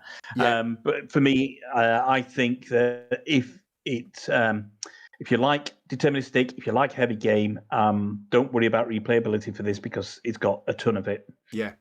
Cool. Right, we're going to wrap things up. So yeah, just before we disappear, big thank you again to Mindclash Games for trusting me and Mark with doing this video and showcasing the game to show you how it plays. Obviously, thank you to Mark for joining me. And a huge thank you to all of my Patreon supporters that fund the channel. If you like the content that I create and you want to support me directly, you can do so at patreon.com/gaming rules. If you want to support Mark directly, you just need to buy him a beer at a convention because he hasn't got a Patreon yet, but he will get one at some point. He's shaking his head. But no, thanks, Paul. Thank you for the invite. This has been an absolute joy on a Saturday night, and I've thoroughly enjoyed going through the solo with you. Yeah, it's been brilliant. So yeah, thank you for joining us. And for those of you that are Patreon supporters of mine on the Slack channel, I will be on there in 5 minutes telling you, just talking a bit about how this went. But for now, we're going to say good night. Thank you very much for watching. We'll see you next time. Bye-bye. Good night. Bye-bye.